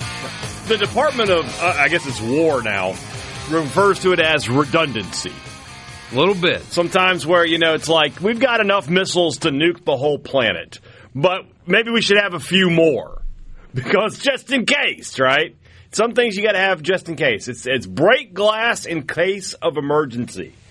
That is what we did yesterday because we were not 100% sure with the way air travel is these days that we were scheduled to land in Jackson a little bit after 1, which, to its credit, we did land in Jackson a little bit after 1. Thank you, United Airlines. But you never know. As seamless of a travel day as we possibly could have had today. As seamless of a travel day as a man with an arthritic back can have. How many times did you, in our flight, just go, why does he keep moving? Yeah. Like, you had to be thinking it at some point, but I'm just trying to, stretch my back as much as I can. So we did some pre-recorded stuff live yesterday on the floor of Radio Road. Not Radio Road, Digital Drive. And we thought, honestly, I think it's funny. Now, am I right? Am I wrong? I don't know. You guys are obviously going to be the judge for that. You can tell us on the C Spire's text line, 601-879-4395. Where a grown man right now, by the way, is telling me that what is Jersey Mike's. I don't eat there all the time. I have gotten more free sandwiches out of that place thanks to my Mike's points than probably any other human being alive. You don't have to explain what it is. I eat there often. Anyway, somebody says they ran into Kiffin in the Sky Club in Atlanta, and he wasn't particularly nice. No surprise. That's not the story, though. The story is, what happened to flying private everywhere? You go to LSU, they got all this money. They're not flying you private? We don't know when this was. It doesn't matter. Could have been when he was at Ole Miss. In the 6 years when he was at Ole Miss, he flew private wherever he wanted. Well, maybe he was just they got to get their money up down there. Maybe they were just he wanted to go to the Sky Club. They're defaulting on some payments. I mean, what's going on down there? But the point is that we pre-recorded. We did 4 segments. We recorded 306. This is how our segments roll, right? If you're a long-time listener, you kind of know this, right? 306, 320. Our segments go 06, 20, 37, and the short one at the end is 53. So we recorded a 306, an opening segment, and then one end of the show segment. And when we thought, we had enough content to get through if we were running late. Or if we just had to pre-record the show entirely. We had we could have. If we weren't here right now, you probably would have reheard Lebby's interview. Maybe we would have reheard Sankey's interview, so on and so forth, right? We had enough stuff. Yeah. But obviously we're here. We made it. But that said, we did not want this little bit of content to go to waste. So we think it's funny. Apparently we're going to start the 5 o'clock hour. We'll start the 5 o'clock hour with it. Why not? So I'll just go ahead and tell you right now that why don't you hit the button over there for me? We haven't heard this song all week. I've got the politics page up. You want? No, I don't want any of that. I got to change it over. I want none of the politics page. Vivek Ramaswamy say something? Because that's when on I tell you that I don't want to hear that, it's the truest thing I've ever said. That is on the board right now. I can play that for you. No, thank you. The College Football Fix, which will start at 5:06, is brought to you by your Mississippi Ford dealers. Built Ford Tough, the best-selling truck in America. That's the Ford F-150. If you are looking for a new truck right now, your time is too valuable. You got too much to do. Don't give it away by going anywhere else. Visit your local Mississippi Ford dealers today. Thank you. If you've got Trump saying thank you for your attention to this matter, I'll live with that. Thank you for your attention to this matter. Has he said? I don't think he's ever said that. I think it's only in the truths. It's not in tweets. It's in truths. I guess that would be more of a question for the host of Mornings with Richard Cross. It would be Richard Cross. See, it's kind of like Kelly Jones. Mornings with Richard Cross. Richard Cross. So NFL training camp is getting underway, and you're having lots of press conferences and stuff. Did you see what Mike Vrabel did today? Mike Vrabel was the center of some offseason controversy. He was indeed. He brought a puppy with him to his opening press conference. That's very smart, actually. I mean, I appreciate how shameless that is to get people to not ask about, the controversy. I mean, we've gone from bringing kids to now we're bringing puppies. You brought a puppy to the press conference. Wear the Patriots jersey. You have a tough loss, and you bring your kid into the press conference, and you hope that the reporters will be like, all right, I'm not going to ask this guy why he blew it right in front of his child. But now we're bringing puppies because we don't want to get questions about what are you and Diana Rossini doing on a boat in the middle of, while she's pregnant. What's going on there, Coach? No, they're focused on the puppy now. It's a puppy. Come on, Michael. I'm just a little puppy. When we come back, the lost files of what would have been Sports Talk Mississippi today had that hurricane in the Gulf actually become one. Yeah. And travel had been disrupted. Sports Talk Mississippi, the uncut edition, coming up in just a few minutes. After the news, we'll be back.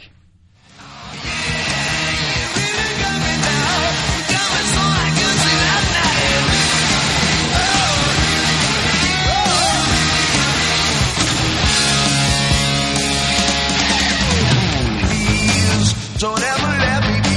I only wanna be by your side. Please, don't ever let me be. I only wanna. Your more Sports Talk Mississippi now.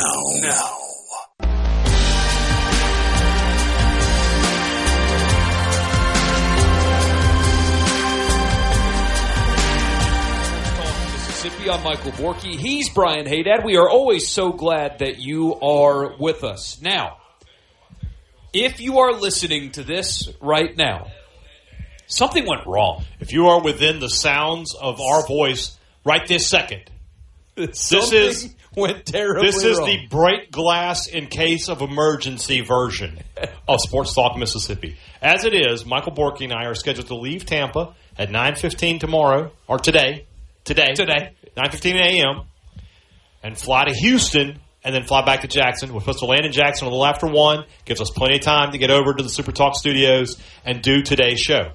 Houston, by the way, in the crosshairs of an albeit very weak that's tropical the thing. We are going to go fly through some sort of tropical malaise over the Gulf of Mexico.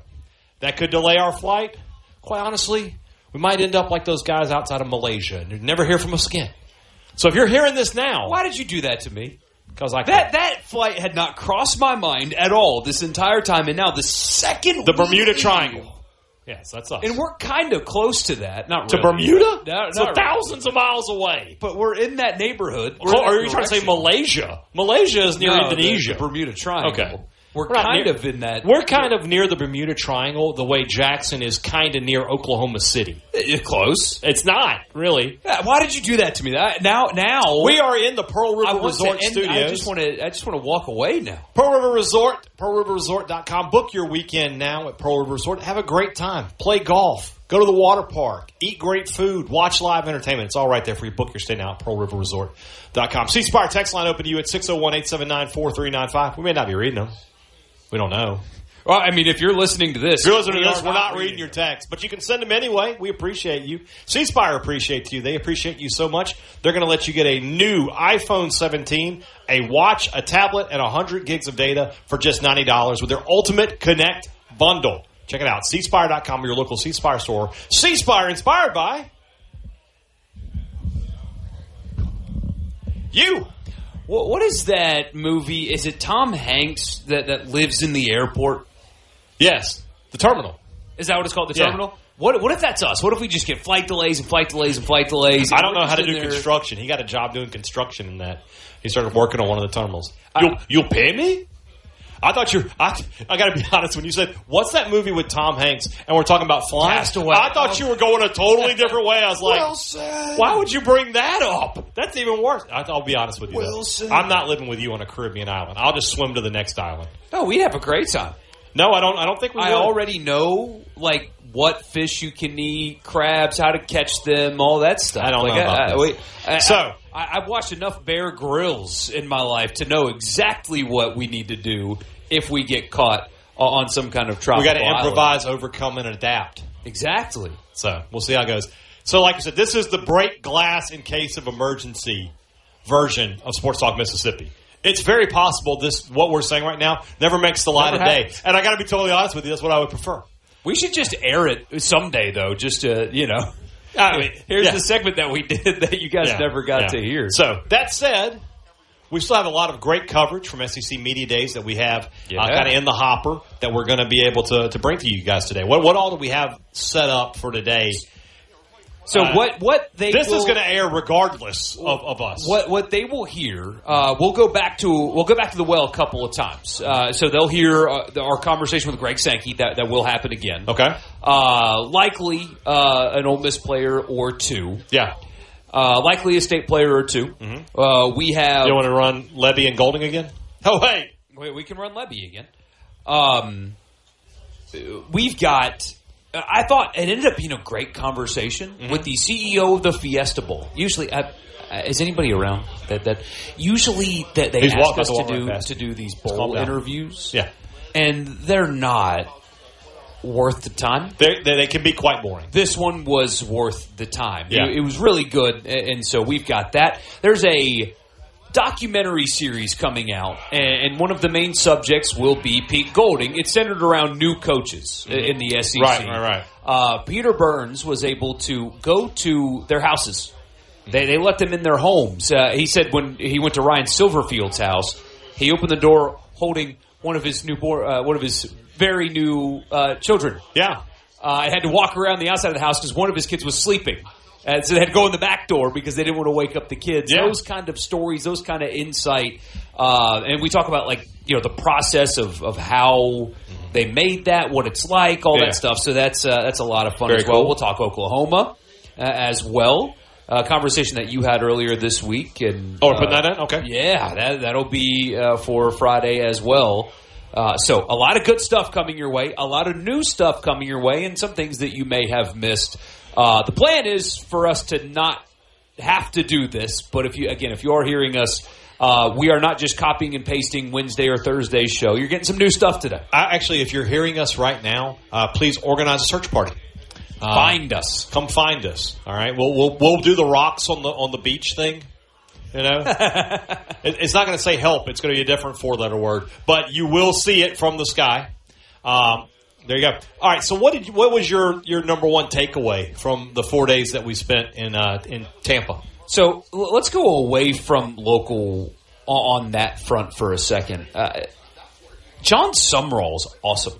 Yes. I don't know if he's going to win at Florida or not. I know that he has been a head coach for 4 seasons, and he has played in 4 conference championship games. So I think he can coach football really well.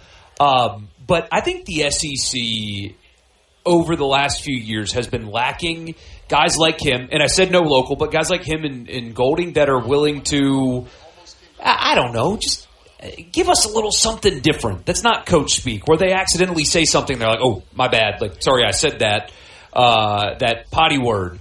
John Summerall made a joke about, man, if your phone would have gone off in my meeting, I'd be flipping this podium over right now. My of course he's joking, my phone but went I love off. that. My phone went off while I was being interviewed by Cole Kublik, and he's like, Summerall would have thrown you out. I was like, that is to let me – I'm trying to stay organized. That's not just somebody calling me to shoot the breeze. That's me going to my next interview. I got to stay organized. I think Summerall would have appreciated that. Probably. And the league needs a little organization. We need a little bit of juice. Lane Kiffin was muzzled yesterday. Yes. Yesterday. So there was no electricity with him at all, which is fine. And as we said yesterday, that was the appropriate approach. The electricity, when Lane Kiffin gives you an electric interview, it's only like 1 out of every 10. The other 9 are,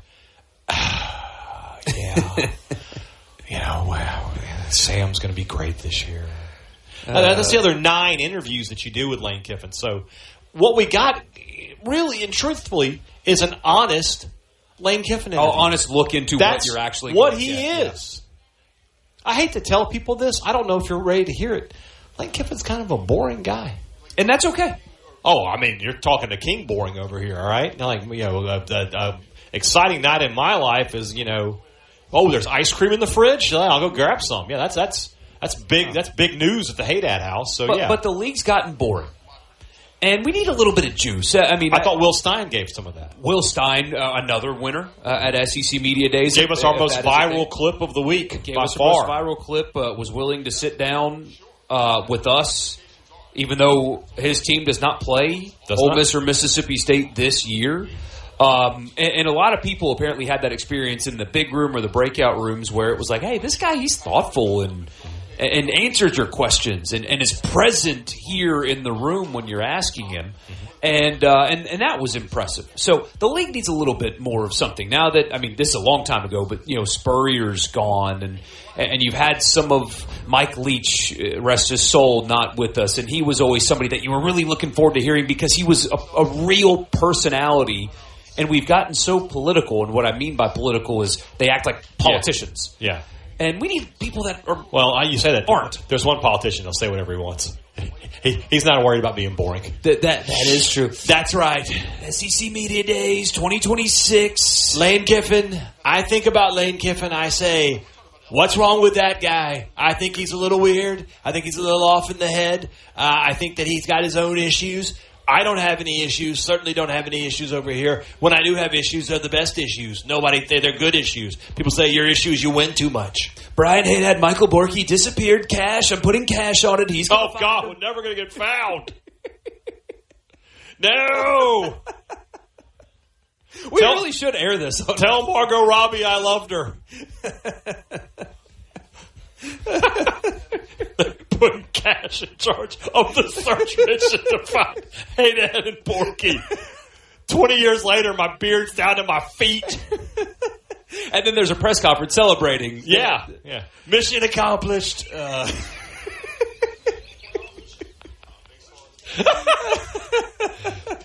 Again, we hope that you never hear this. I hope that you do. This might be something we just put on YouTube. No kidding. TNL, or not TNL, STM, The Forgotten Files. So, hopefully when we come back, we won't be back, God willing.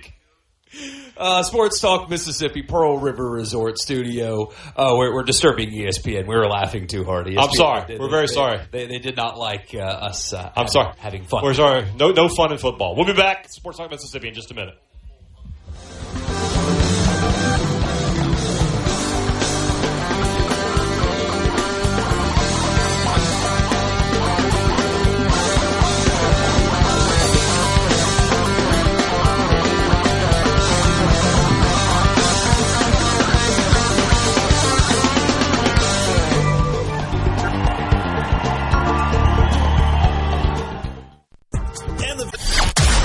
It's time to get real. Real sports talk for Mississippi.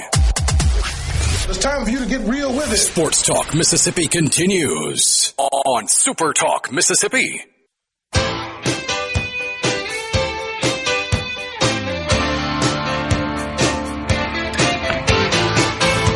So that was missing something that I thought we did in that segment, but it's not, apparently. Yeah, what got us on that topic? Do you remember? Why were we on the moon? Well, because I brought up the mean. Yeah, you got that, but like, how did we get to that? That I don't remember. I'm on the moon. Help! Yeah, that. It's gonna make me laugh more often than not. You want to play another one? We got another interview here. We'll have to do it when we come back. Okay. And dealer's choice on that one. I'll let you decide. Somebody's asking, can we touch on the Alabama's NIL content director getting arrested? I don't, shocking news. I mean, truly shocking.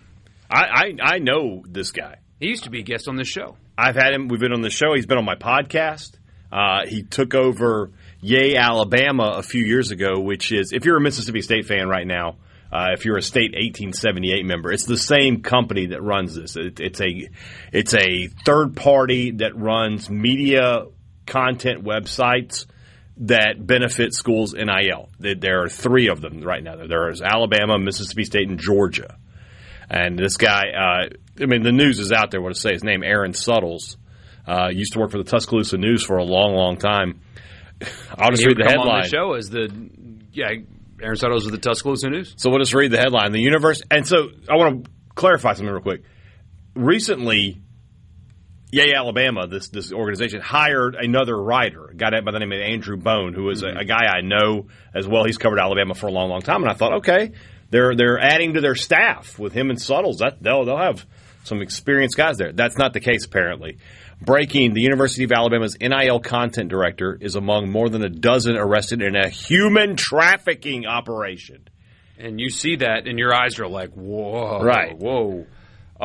He was arrested for solicitation. Yes, is the charge. But as apparently the person he solicited was a woman who's been trafficked. A part of that alleged... the operation's not alleged. The crime is There's alleged. a clarification in the article that you gave me that this person texted us, but there's the clarification. This story has been updated to reflect that Yay Alabama is not an NIL collective. The Yay Alabama is the official university-approved NIL entity for Alabama athletics. That was the important part. We had to get it out that wasn't a collective. We didn't make sure everybody knew that part, not the other part. No, it's shocking. I mean, I don't know what else or how else to react to something like that. Gosh, man. Seeing his mugshot's pretty wild. This guy, so I'm going to kind of read this sentence here, I guess. Court records charge. Can I read that sentence? Do you have the article? I mean, I guess court records charge Suttles with soliciting prostitution and claim he paid $100 to engage in sexual activity. Your life is over. Your marriage is over. For $100 worth of whatever. Guys. Idiot. We got to be smarter out here. It's worse than idiot, I guess. Look, I mean, people cheat on their spouses. It happens, right? And I'm not trying to justify it by any stretch of the imagination. But this is one where you really got to be smarter, Chief. And now his life, what do you do with your life now? I don't know, man. I don't know. You get the right lawyer maybe and keep you out of jail. I don't know. But I mean, you're probably not going to go to jail for $100. But that follows you everywhere. But it's going to be on your record for the rest of your life. I mean, it follows Robert Kraft around. He's a billionaire. Here's the other problem. Like, if it's involved with human trafficking, they might just try to drop the book on everybody. Maybe. So I don't know who this other person is that they have a picture of here. I don't know, but I don't know who this person is, but he apparently was arrested as well. What's funny? So I looked at his Twitter page. He tweeted the last time he tweeted. Let me see here.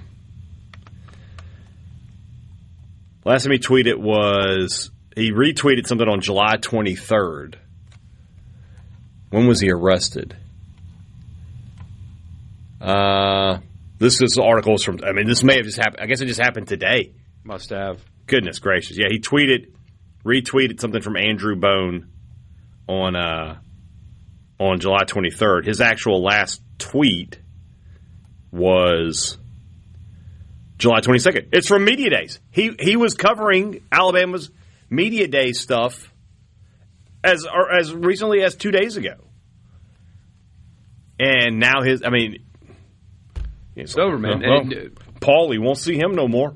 Yeah, somebody says I struggle sometimes when I try to understand why people do some of the stupid stuff that they do. I will never understand stuff like that. And I mean, we're all humans. We all make mistakes.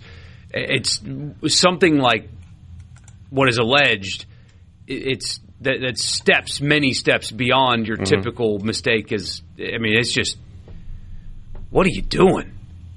I don't know the answer.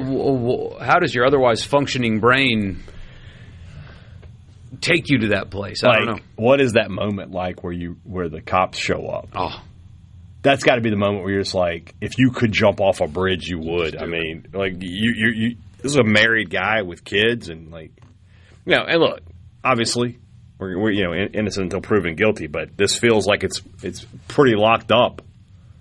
I don't know, man. That's a tough one. Like I said, I know the guy. I've spoken to him, had long conversations, had him on my podcast. Yeah, when Cecil Hurt passed away, the great sports writer for the who covered Alabama for so many years, one of the best sports writers in recent memory. Aaron wrote a long, not obituary, but like a tribute to him that was very touching, and they had worked together for many years, and you just don't expect stuff like this, man. No. This is not the headline you expect. No, not at all. Sports Talk Mississippi. Next week. Just definitely turn the page, yeah. Next week will be the last week without the Not Fall Camp Tour. Well, I mean, and the last week without training camp. Well, I mean, is the week after that? Certainly, the Hall of Fame game is around then, right? We looked this up the other day. We did, but it doesn't matter. We have to look it up again. August 6th. So that's when Ole Miss will start practice. Mississippi State. So that's a Thursday. Thursday night, August 6th. That's the Hall of Fame game. That's 2 weeks from yesterday. So next week, although training camp starts in the NFL, so you get practice video and stuff, but next week is your last week without football until the middle of February. We're almost there, boys. We're almost there. We can almost breathe the sweet air of freedom one more time. Inching closer and closer to actual football. And if you look at the weather, we've got a false fall coming. Oh, is it? We got a false fall when coming is that? next week. Next week. Here in this area, area, it was the anyway. next week. I wish it was the next week. Well, we've got a false fall coming. Well, you got me curious. Let me look it up here. This will give me Jackson temperatures, but so no, not next week, but the week after, because next week like the highs are in the 90s. Did I look at it wrong? Saturday it rains and the high drops down to 86. That's Saturday. That would be Saturday. And then a low. So the week of 8. Like starting 8-3? Yeah. That's the week. So I'm actually off that week. I'm going to be at the Not Fall Camp Tour, but that's it. So I'm going to get nice weather too. What a lucky. You're great to go outside, have your coffee. What a lucky man. Wait. He was. I'll go out and have a Coke Zero. I ain't no problem with that. That ain't no problem. That ain't no problem. That ain't no problem. That ain't no problem. Yeah, something like that. Yeah, so that's great. That's great news. False fall. Yeah, you maybe look at like AccuWeather or something because my weather app on my phone only goes. We need the first so far. The low temp. The first number needs to be a 6. Well, in Birmingham right now it's 78. That's not bad. When that first number's a 6 in July or August, there's your. Can false I get fall. I guess I have to go like a monthly here. So monthly. Come on, AccuWeather. All right, July. And then we want to go to August. So the week of the 6th, or I'm sorry, the 3rd. No, it's not. It's not. It's not. We're not going to get the 6. It's a ways off. Like the week of the 3rd, it's in the 90s every day. You have to go down to like the week of the 17th to define a day where they're not in the 90s, but it's still 88, 89. So it's not what you're thinking. Well, we're just getting a couple of days there on the back end where there's some your rain. app and my app. Yeah, I mean, when you get but a low down to 71 that next morning. Now, yeah, the lows are lower. Like we're getting some lows in the low 70s. That's going to make you feel something. Yeah, they're actually in the 60s the week of the 17th. But so I feel like Woody Asaph out here. By the way, I'm just giving you we're both Lebanese, so. I had a fun conversation that you have not heard yet from SEC Media Days involving Peter Burns and then somebody else that they work together to make I guess it's a documentary series really, but it's a documentary / podcast where they went in home with 4 of the SEC's new coaches, one of those obviously being Pete Golding. We talked about that project, how you could watch it, and what the coaches were like. It's a fun conversation. You'll get to hear that when we come back.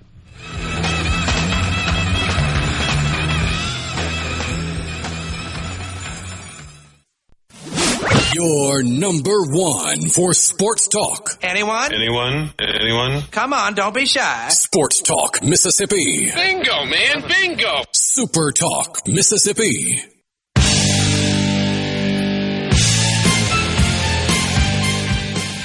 Tampa, Michael Borky alongside, you know him, Peter Burns. He comes on with us every year about this time. Usually we talk about golf. We'll have to put that aside today. It's my favorite conversations, honestly. I mean, okay. What's wrong with Scotty's putting? Okay, well, not that conversation. Why can't he putt anymore? Well, because what's going on? He does like Paul Hodges does. He just hits it about 2 feet now. I mean, he made a run at the Open Championship. It was pretty darn good late. Paul Hodges, the experimental marketing marketing and sponsorship at Regions Bank. At Regions. Okay, so experimental. How crazy do they let you go? Well, I'm working with this guy. So well, I was going to say that helps, say. Yeah. No, we're actually having a lot of fun with a new podcast series that we're rolling out that Chris Doering and Peter Burns are going to host. We've done a lot of things in Mississippi. Hail State, hotty toddy to everybody back home in Mississippi. Mm-hmm. And we're just excited about some of the work that we have coming out over the course of the next month. You'll see a series of these shows drop on SEC Network on Monday night. They're featuring all of the new coaches of the SEC. And then Regis is following that up with hour-long episodes that will drop each Monday in August on our YouTube channel. So just encourage every Monday fans of starting SEC. This coming Monday? Yep. Every Monday, first Monday in August all the way through the end of the month. Yep. So we're featuring Ryan Silverfield, we're featuring John Summerall, we're featuring Pete Golding, folks in Oxford and statewide, Pete Golding. So it's going to be a lot of fun, and it's really different content than what you might normally expect. Peter, I don't know if you want to talk about some of the access you guys were able to get. Yeah, and you know how it is, Michael. You and Brian, everybody has done all these interviews for the longest time, and when you get a coach into a media room, you know what they're pretty much going to say. Heck, even when you get them onto the actual football facility, they're a certain way, and you can predict exactly what they're going you could write the script. You've done this long enough, right? And so our idea was kind of a genesis of me and Doring. We're like, hey, Regents wanted to do some stuff last year. We said, hey, why don't we go sit down? We know Coach Spurrier. And we're like, all right, well, why don't we go see if we could go to his house? Yeah, and he could take us through his house and sit in his office and storytell. And he did that for about 2 hours, and we're like, this was unbelievable. We left and we're like, we got to do more of this stuff. So Regent said, hey, I mean, we really enjoyed it. Why don't we do more? And that's when I said, man, we've got all these brand new coaches. And I include Pete Golding in Oxford as being a first-year head coach. So I said, let's go all of these new coaches. Let's tell them we're not going to do it at the football facility. You got to invite us to your home. And they actually did it. Like, that's the experimental part. They actually didn't tell us no. So we sat there in Pete Golding's house and went and played golf with him, and he's telling all these amazing stories. We went to Alex Golish, and hell, we helped him move. The moving van had just showed up the day that me and Dorian got there, and he's like, hey, my wife's going to kill me because the moving van wasn't supposed to be there until tomorrow. Help us move. And we went fishing in his backyard. And better golfer than Fisher, though, I think. I would say that. Well, so you played golf with all of them? No, but every coach. I was going to ask who was the best right. I mean, Pete can fire it now. Really? Pete's not afraid. I mean, he's a stick right now. And so the idea was football is kind of the basis. Like, that's what they do. But who the heck are these people? And so we got a chance to sit down and know more about Pete as a human, as opposed to him being in the middle of a playoff run and having to navigate with the lane chaos and all that. And and it was really eye-opening. And those, frankly, are a lot of conversations we don't have the time for a lot of times in venues like this. But I can sit down at his house for 2 hours, and we talk everything but football. I mean, John Summerall comes in. He's like, look at the weight room I'm building. Here's my bourbon collection. And Alex Golich is talking about loves fishing in the backyard. So it was more of a way to have these conversations and find out who the heck these people are that not related to what they do X's and O's wise. It's a great idea because our audience knows, I talk about this all the time, that we are straying further and further away from the fans connecting with their teams. There's fewer open practices. Yeah. I mean, even fan days are like, oh, you got 2 hours and you got to get out, and media access. It's transactional. It's all transactional now. And, of course, because it's big money and things like that. But I say all the time, even to the people that work at the schools, let us learn about them more, and your fans will connect with them more. And quite frankly, they'll probably accept when you lose a little bit easier. Because that's why Paul brought up, and that's why it was the brilliance in their idea was like, these guys go to the bank. Yeah. They go, they move, they do other things like normal people. Like, we don't ever really showcase them as normal people. We talk about them as deities as opposed to guys that got to go take their kids to school, and learning about their families. That's what's been really interesting about the podcast series. Yeah, and Regions, we've been the official bank of the SEC for 30 years. We're sponsors at Ole Miss. We're sponsors at Mississippi State. And we live in these communities. We're not new to Oxford. We're not new in Tupelo or Columbus, Mississippi. Mm-hmm. We've been around, and we feel the same way. Our bankers are citizens of those communities too, and so we want that access, and we just put ourselves in the shoes of the people that are fans of those schools and say, what do I want to know? What would I like to see? And by extension, then, we build our brand as well. Yeah. So it's been really exciting work, though. Through these conversations that you can share anyway, what is the most interesting thing that you learned about these coaches, whether it be a hobby or whatever? I mean, just Ole Miss fans, and even I think State fans will appreciate this. The story that Pete Golden tells about playing hooky from a spring practice when Nick Saban was coaching and Steve Sarkisian out of the golf course making a hole-in-one and can't say anything about it. I don't want to. The way he tells it is incredible. So that's one. Honestly, John Summerall kind of crying about how he got the Florida job and how he thought there was no chance in hell. He told us, in that interview, hey, I told my wife when I got the interview, there's no way in the world I'm getting this job. It's like they're not going to go hire a Group of 5 coach for Louisiana because guess what? They just hired a Group of 5 coach for Louisiana, Billy Napier. I'm not getting the job, but it's a fun interview. And he tells us about the story, and I had never heard that story from Summerall. So, again, it's one of these things. I mean, Ryan Silverfield at Arkansas, he answers the door, and he's carrying a baby bottle because he's got twins that are less than 2 years old, and he's like, shh, hey, the kids are sleeping. We got to go around the back. And I'm like, dude, you're the Arkansas head coach. And he's like, I know, but you got to go around the back or my wife's going to kill me. I'm trying to find babysitters myself. They're impossible. You know how it is. I get it. Yeah. So, again, that's where we want to take that relationship. And we did it with Spurrier with the first podcast, which was awesome storytelling for 2 hours. This is going to be really fun. And again, it's fun to work with somebody that actually gets it. I mean, this guy, the amount of texts I get between Hotty Toddy and Hail State are always interesting. So you're a Mississippi guy. I am. I grew up in Columbus, Mississippi. Did you really? Yeah. Okay, so did you go to either Ole Miss or State? I went to Mississippi State. You went to Mississippi State. Okay, so this interview's over. Thank you so much. Hey, Brian, get over here. Call to the bullpen here. Yeah. You mentioned the partnership with the SEC. Over the last 30 years, the league has changed rather dramatically, mostly good. College football itself maybe not so good all the time in terms of changes, but it just – Greg Sankey said it yesterday. What was it? 40% of college football viewership is SEC teams. 40%. There's 130 teams in major college football, and 40% comes from the league right here. That's unbelievable to think about.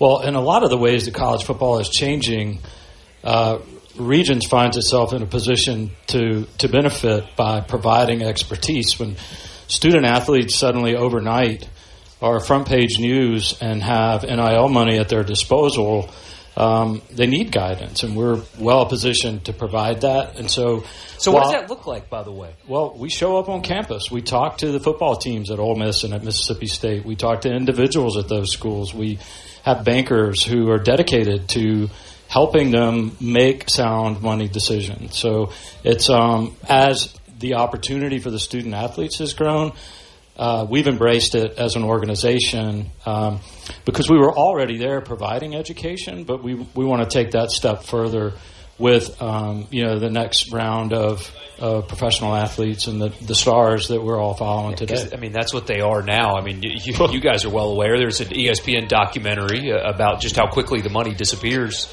And, I mean, God knows I didn't have a multi-million-dollar contract when I was 18, but the... it'd have been a disaster. The $100 an absolute disaster. that I had wasn't managed well. I worked with Antoine Walker. Remember Antoine Walker, who famously played with the Celtics and had a great career, $100 million, and it was gone. And he was my analyst for the SEC Network, and he would tell these stories about how these athletes don't understand it, and we've had an opportunity. That's funny you mentioned him because when we first started through college athletics, broaching the subject of financial education, Antoine's who we took on tour around to all of these college campuses, and he was willing to go in and tell his story as a cautionary tale.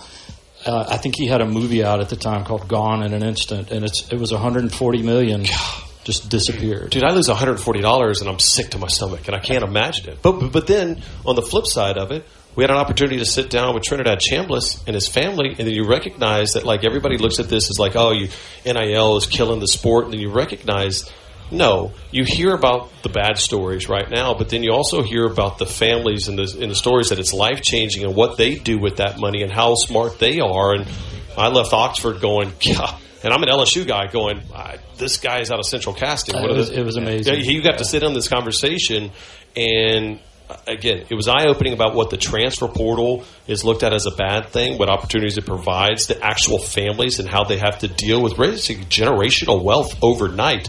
And that was just jaw-dropping because that's happening all throughout college football. It was a really good conversation there with the two of them. Of course, Peter joined us to talk just college football as well. You heard that conversation earlier this week, but I really enjoyed that. And again, you guys can check it out. You heard the dates and when it's going to come out. I'm really looking forward to it, especially guys like Ryan Silverfield. I mean, I know locally it'll be Pete Golding.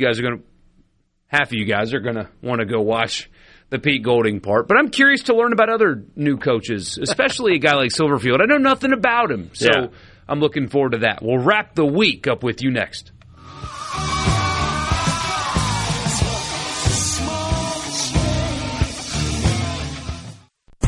From the Event Talk, Mississippi. Here we go. Super Talk, Mississippi.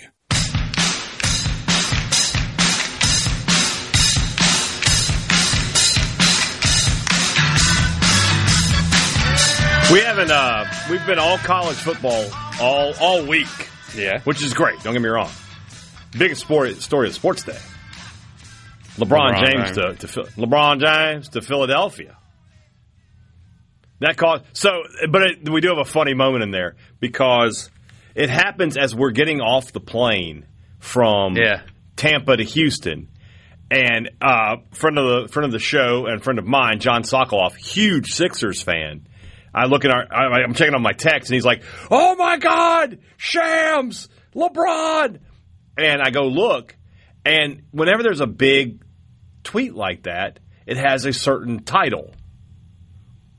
It's a Shams bomb. But because we're in the airport... Can't say that. I'm like, Borky, there's a big Shams tweet. And you could, if you looked around, you could see all the guys in the airport looking down like, oh. Oh, yeah. I was like, I almost said the word bomb in an airport today because of Shams telling me about LeBron going to Philadelphia. I think the security guys would have understood. I think that's a good point. Like...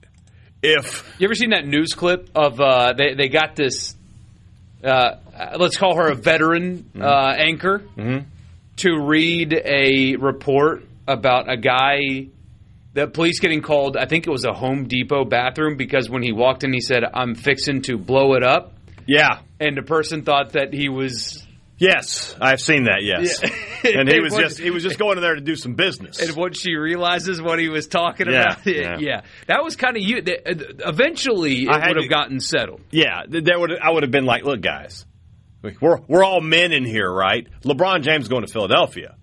And you guys know, I would have been willing to bet that somebody from TSA or Homeland Security would have been like, oh, that's a Shams bomb. I get it. All right, never mind. Yeah. You're good. Now, that being said, me in particular, saying the word today. That's another thing. Today at the airport, we're like about to go somewhere. And he's like, "All right, come on." He's like, "Hey, Dad, what are we doing?" I was like, "Hey, could you not refer to me by my last name here in the airport? I'd appreciate that. I'd like to be Brian while we're here in the airport." I don't think your name is that like. Well, it makes triggering. people like go, "What's his name?" And then they want to look at my ID, and they're like, "How do you pronounce that?" And then the next thing you know, I'm getting a full search. And so let's just go with Brian while we're at airports. If we could just do that, that'd be great. I think it hurts his legacy a little, and I don't think anybody really cares. They have their opinions already decided, but the team jumping is a little. It would have been like if he had gone back to Miami, gone back to Cleveland. It's like, all right, it's only 3 teams. Yeah, but at the same time, it's a guy who's a billionaire, a legitimate billionaire. There's nothing left for him in the game but to win another title. And so why not put yourself in that? I just don't have time for the takesmanship of it all. So, look, the Sixers, I made this comment earlier to you. Like, if I had told John, who's like I said, a huge Sixers fan, that if I had told him 12 months ago, if I told him in July of 25, like, hey, 12 months from now, on your team will be Jaylen Brown, maybe the best player on the Celtics, no worse than the second best, your hated rivals, and LeBron James, he's not going to believe me. It's unbelievable to even consider it, and yet that's where we are. Did you learn anything this week? I think we learned quite a bit. We had a great week. I think we learned quite a bit. I think we learned that, first and foremost, no Richard, no problem. We handled that business. No. Richard was missed, though. He was missed. People were asking about him. What did we learn? I learned that Mississippi State has belief in itself. I'll say that. And then I learned that I'm trying to think about Golding. He's not trying to be he's somebody. Not trying to be somebody else, yeah. Like, I've tried to make the jokes about another Zach Arnett situation. Just at that event, he wasn't that way. He was very much – he seemed to be himself. Mm-hmm. So we'll go with that. Maybe we've got 2 SEC coaches in this state that are both very comfortable. Different situations for those 2 guys. One guy has taken over a program first year that has a high standard, expects to win, has a talented roster. The other guy's in year 3. He's been trying to put it together for 3 years. Maybe he feels like he's finally getting close to doing that. Yeah. But both those guys feel like, just in the conversations that we had, that they're going to be okay this year. I hope so. That does it for us for the week. SEC Media Days in the books. Football season right around the corner. Also, I got new stickers for my laptop. Shout out to my friend Paige Hunt at the Greater Starkville Development Partnership. She gave me this cowbell and this cool Starkville sign. I like that. We'll see you Monday at 3. And we've got like a dozen teams to get to on the countdown of 100 teams, 100 days. Monday's show, you know what we should do? Winners and losers and teams. And teams. What sports news are we going to get this weekend? You say that. Unless something happens, that could just be the show, just a full day of talking about teams and great restaurants. I'm fine with that. All right, we will see you Monday at 3 o'clock. Good night.